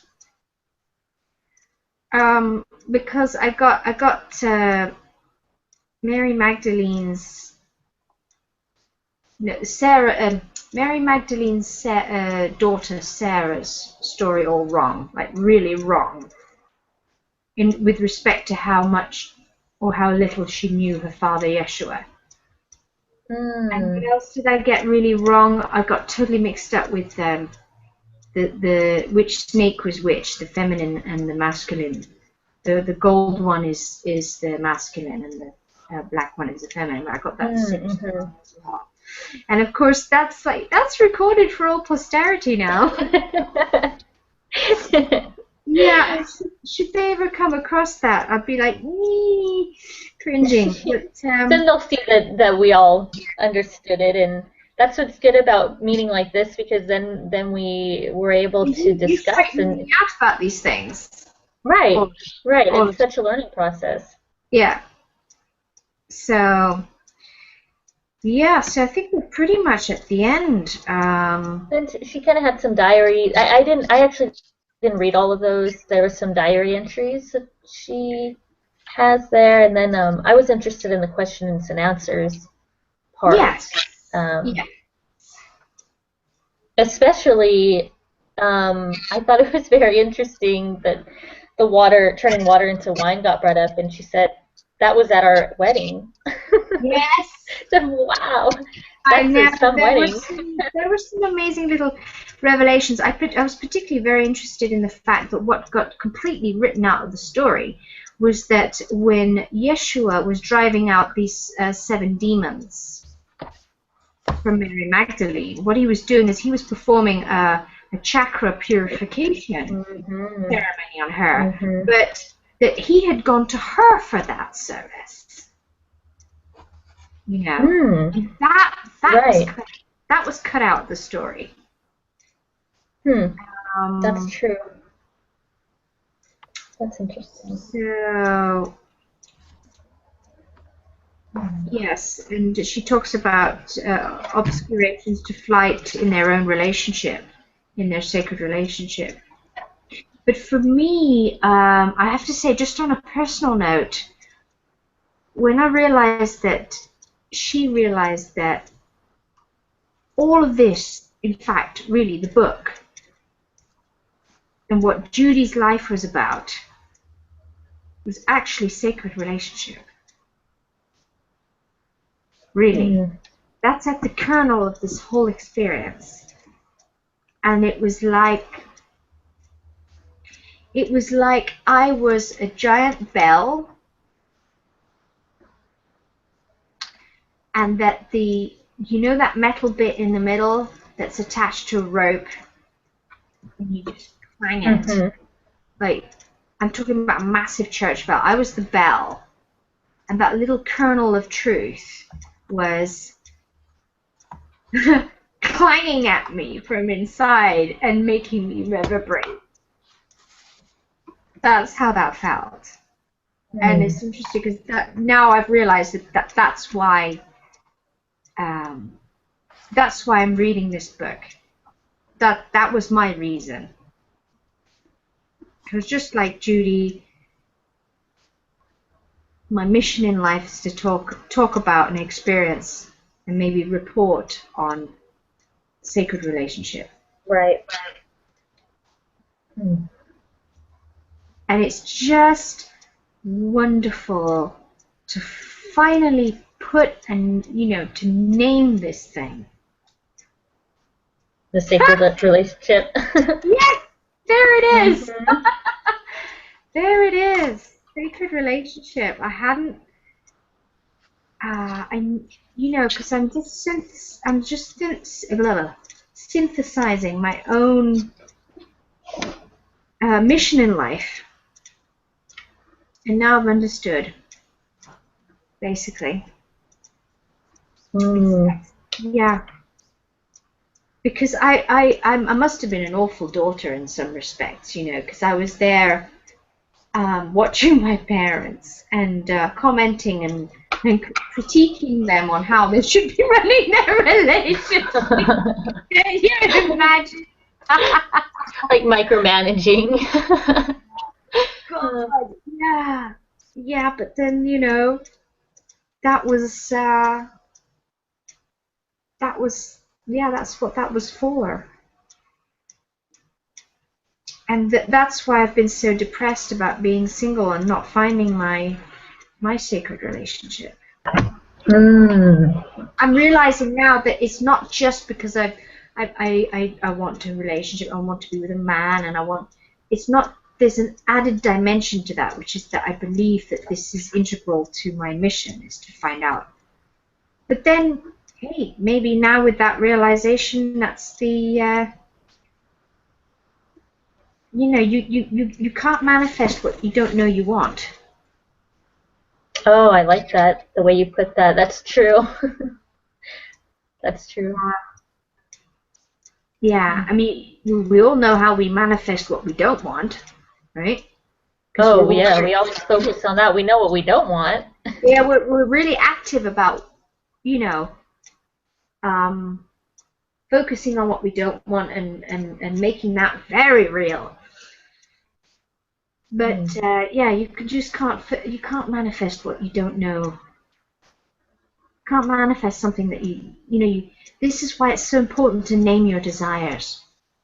Right, not knowing what we're going to give or be or give to others, because that's a given. We know that.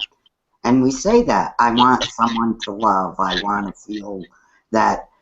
Well, of course you do.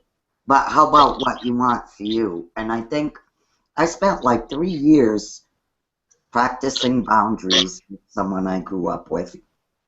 And we like unboundaried each other out of a relationship. But it was the most fantastic gift I ever got, because I got to see what love was. I got to watch, like, what kind of woman he wanted, what he wrote on his list. And I started to realize I want that list. So that's what I wrote. Nice woman. She's very pretty, very responsible, kind, self-sufficient, giving. I never had those on my list. I had loves me. We're together. I don't know. Loves me. We're together. Someone I love. I've loved everyone. I've loved everyone I've met. Right. So that's a given. So I really, and I tell him that too. I'd say, thank you. I really enjoy your time. And he'd look at me weird. And I'd go, no, really. And it's like the whole time, and it was during the time my dad was passing from brain cancer.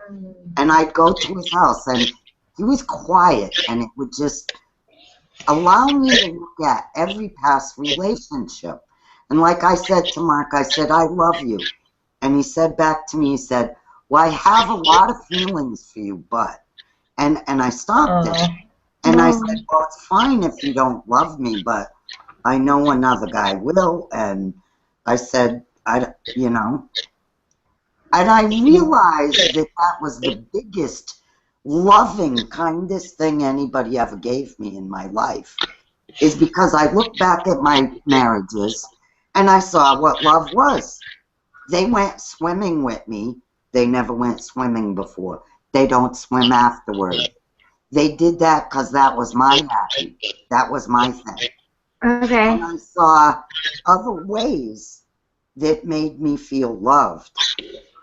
But it was like someone in my soul family that's so close to me and so dead honest. And it's like he was lying too, because he loved me, wanted me to live with him.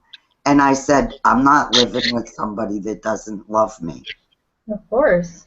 Or doesn't love my children. That was the thing. He was going to say, but I don't like your kids. I don't like this. I don't like that.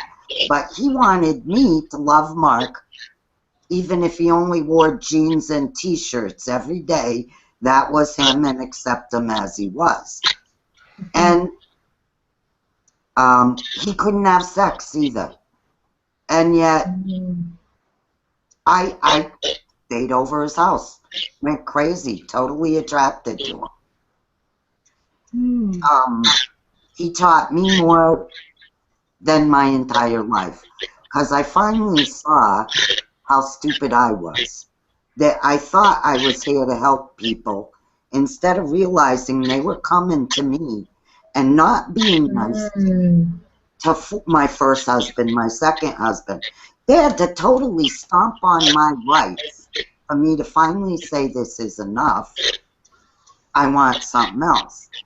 Instead of right away when we're together going, this don't feel right, and walk away, part of me went, oh, you're taking it wrong and making excuses. And so I realized everybody's place in my soul family that I've ever had around me, all because of this one person, Mark, who has been in and out of my life my whole life. We dated at 16, 17. We've known each other since we were children.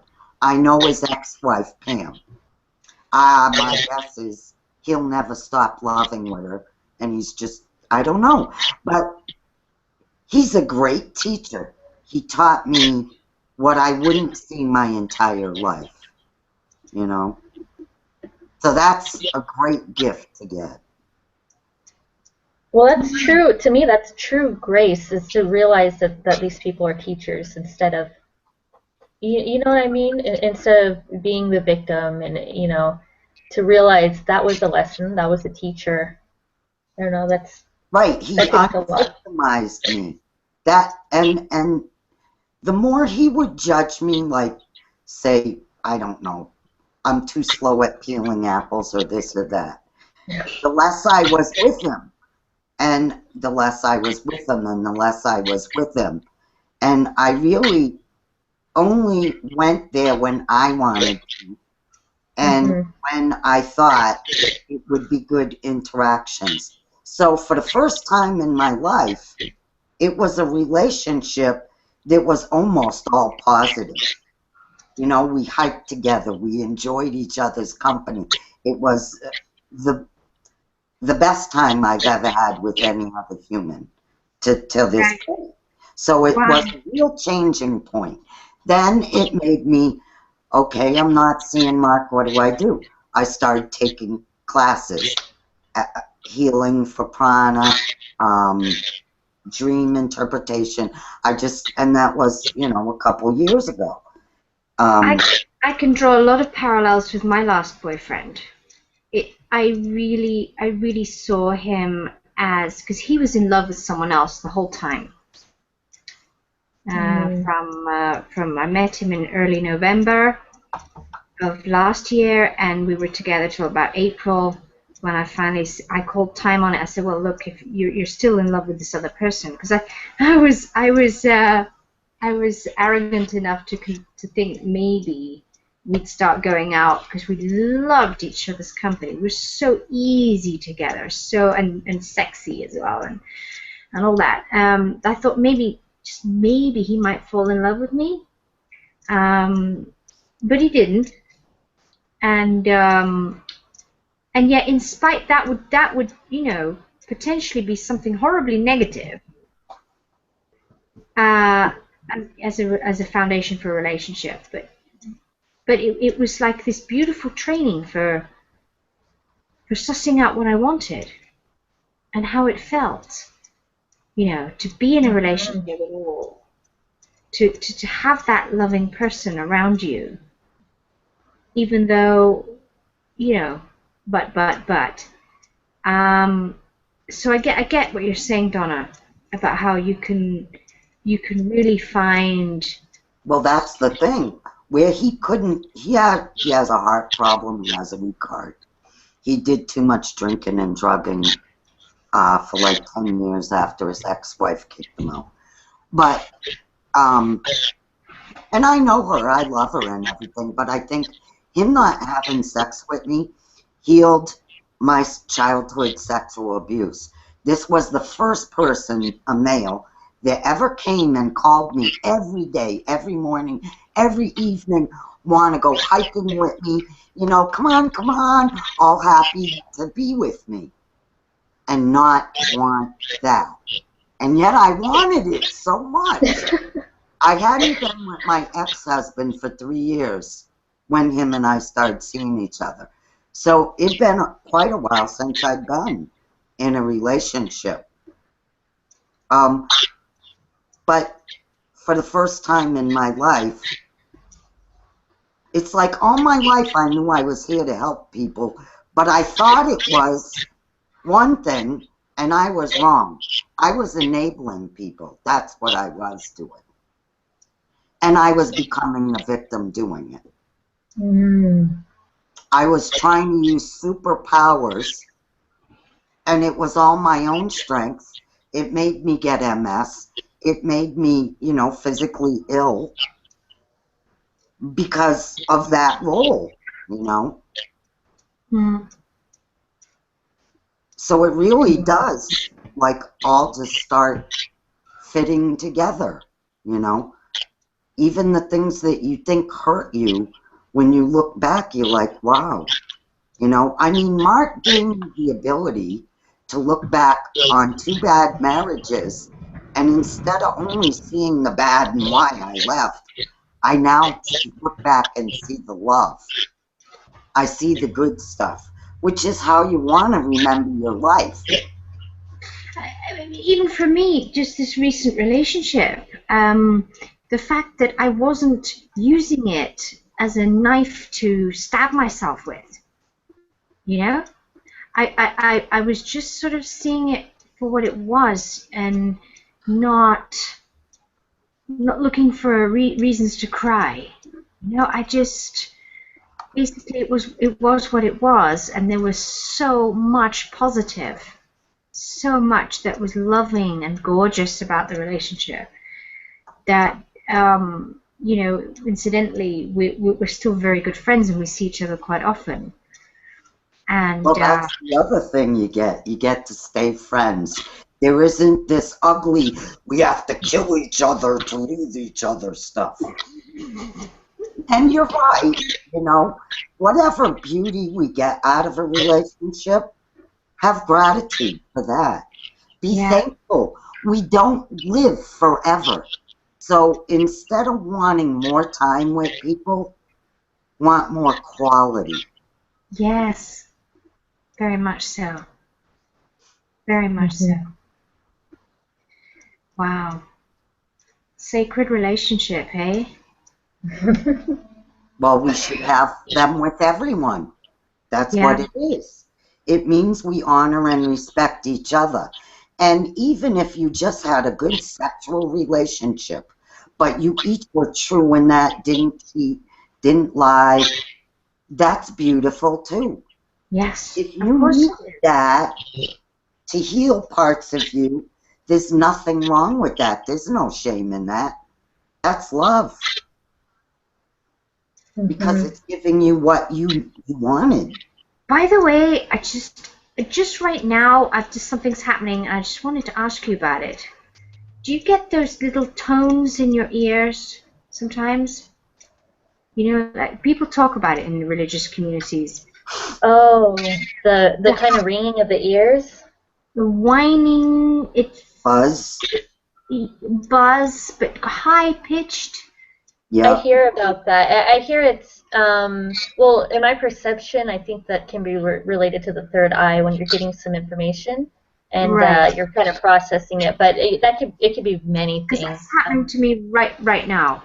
Wow. Yeah, I'm kind of getting it in my left ear, like right here.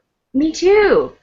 Oh my gosh. I have headphones on, so I'm not feeling anything there. Right, yeah, and I've been having it for I've been noticing it this past week, really. Yes, quite a lot. Because what's his name? Eric. I of the Higher Balance Institute, Eric somebody, he talks about how it's really important. You can do something with that. I need Trying to think. I've read a lot of his stuff too. I have a couple of his books. No, really, I What's his haven't name? read Eric. But Eric what?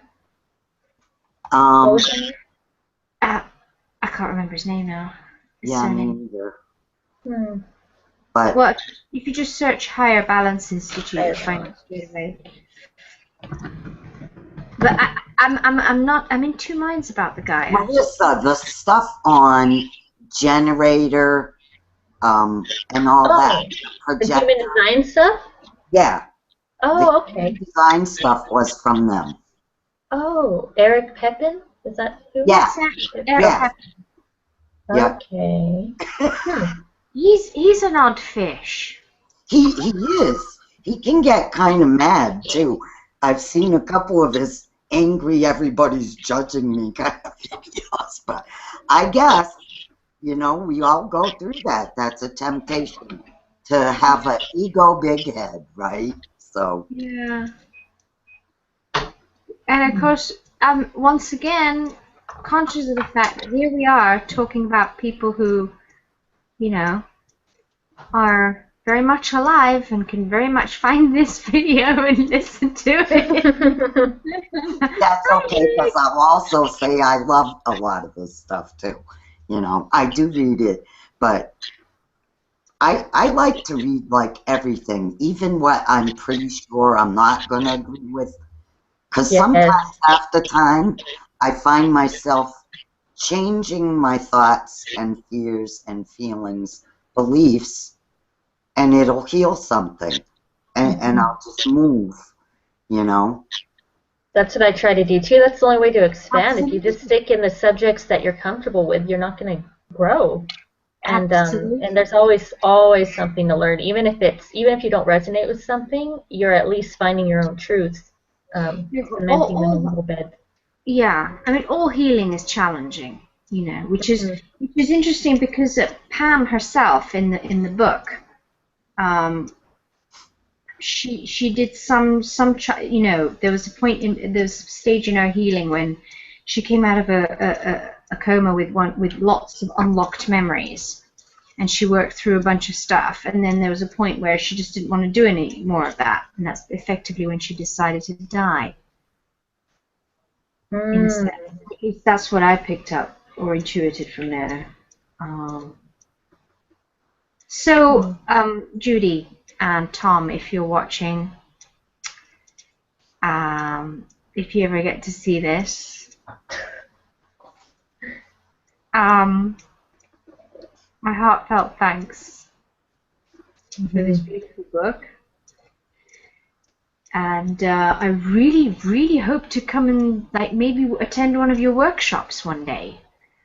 I've looked on the website, and there's Judy says somewhere on the website, watch out because we don't know how long these workshops are going to continue.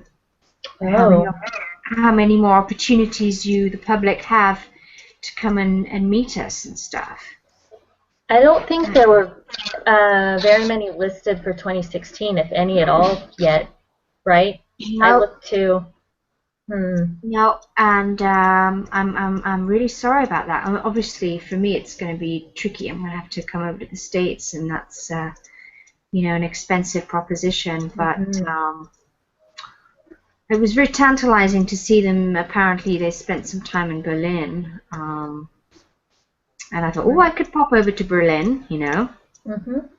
But no sign of them coming to Europe or going anywhere in 2016. I'm hoping it's just that they haven't really announced anything. They could have something in the works, and I'll be following, and I'll be keeping an eye on their event page. And really, I mean, I don't know if you guys have gone to the site or explored it, but there's a lot of goodies on there. There's some downloads and a lot of free stuff that I would highly recommend. Massive stuff. I want to get some of Tom's music. Oh, that's what I was going to mention. I did get the CD, The Songs of Magdalen. Yes, And I've been listening to it while I read, and it just really, really enhances the experience. I Yeah, really want to. I really want to get hold of it. What's on it? How much was it? Oh, it was actually a little pricey for a CD. Now, I think it was at least $15 before shipping, if not more than that. I think it's just kind of hard to find sometimes. Yeah. I'm not sure. I got the physical CD though. I wanted the physical one. I didn't just get the digital download. So that was part of it. You could get the digital one. I don't remember how much that costs, but there's about 10 songs on there, 9 or 10, and really beautiful. Awesome. Awesome. I'm really grateful for the experience and that we've been able to, even though it's just a few of us today, to be able to kind of close the chapter. Where the last lady's standing. Right. And then there were 3. Well, what I was going to, and I don't know how many people in the group would be into it, but I would love to continue the circle with some other material, with some other readings. I think that would be great. I'm sure something will present itself immediately. Mm-hmm. I would like to pose it to the group and kind of ask, maybe we could even do a poll. People could give their suggestions of what we could read next, and we could vote, something like that, see where it takes us. But I'm just so grateful for the experience and for sharing the book with everybody, because I know it would have been a totally different experience if I had just read it and had no one to talk to about it. It's so important. I feel like we owe you a real debt of gratitude, Marissa, for being the instigator. And I felt so guilty about the last month being so busy and trying to close off the book, but I'm glad that you guys stuck with it. It's the busiest time of year. What do you? Oh, don't feel bad. I mean, no, of course not. It's been crazy hectic too. I think everybody went crazy last month, anyways. So I think the timing's always right. I need to trust that it's always right. Yes, and it's always the people who show up. It works out really perfectly, I think. I haven't watched back the last one. Did you watch it back, Marissa? No, I didn't. Did you, Donna? The last one, did I watch it back? I usually do. I'm not sure if I did that one. Yeah. I guess we just all got really busy, didn't we? It's the busy month of the year, December. What I'll probably do is link to all the videos. This is our 4th one now. I'll link to them in the chat for anyone who wants to rewatch it. There are actually some people in the chat who I've talked to who go, oh, I wish I could make the discussions, but I haven't been able to, and can we talk about it in the chat room at all? So I think it would be nice to say, hey, we're all done with the book. If you're done with it, tell us what you think. Start some. Do you think we should drop discussion Tom there and Judy a line about this? It wouldn't hurt. It wouldn't hurt. Yeah. And maybe we could continue. I don't know if he has other books. Have you looked into his works? He must have other books. He does have other books. Doesn't it say in the book itself here at the beginning, like what else he's? It's probably more like sound healing books and stuff like that, I'm thinking. No, isn't there another one on alchemies of Egypt? Oh. Yeah, there's another book on alchemies of Egypt, I seem to remember. The alchemies... Oh, no, right. Yeah, that is... I'm reading in the back, it's talking about, the alchemies of... Oh, that's a recording, yeah. Yeah. Oh, of course, he's done his brain research. Is there a book brain states. Ooh, co-author of the Hathor material. What about that one? That might be a good one. That's the one I'm talking about. I'd be into that. Yeah. Yeah, I would be too. Yeah, I'll mention that in the group chat. Wouldn't that be incredible if we met in person? Oh yes. I mean, I have to not think about it too hard. Otherwise, I just no. I turn to mush, you know, and I have to function on a daily basis. I can't be thinking about holding them in my arms too much. I have to, you know, I have to. You have to stay grounded in reality. Yes, and just not get too carried away. But imagine if we all of us in this group met up at one of Tom and Judy's workshops. Oh, what if we did a sacred tour? They do sacred tours. That's my dream. That would be amazing. We all did that. Yeah. Yeah, I'll be following the events, and we'll see what comes up. You never know. You never know if there's something that we could all Maybe attend. they'll fall in love with us when they watch our videos and just do it just for us. Just for us, private That would be screening. nice. Oh, bless them. Ladies, thank Well, you for showing up today. I do feel a strange kind of kinship with them. Like I could just happily spend a few days in a country cottage somewhere with them and with you guys. Right. And It feels like we know them. yeah, and I could just cook, and Tom could play and sing, and you could heal, and the two I'll of be you. the waitress. I was going to say I could eat and listen. I'd be fine with that. I'd be fine with that. Oh my Speaking word! of Annie which, and yes, her sister Sarah and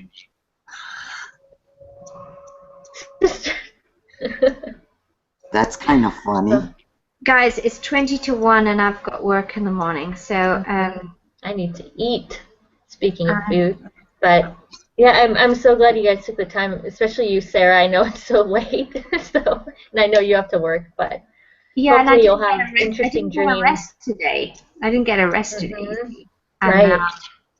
And I've got to have my wits about me tomorrow. So, because we're normally closed, the shop, and I must send you the link to our website so you can have a look at the shop. Oh yeah, I want to see that. Yeah, for sure.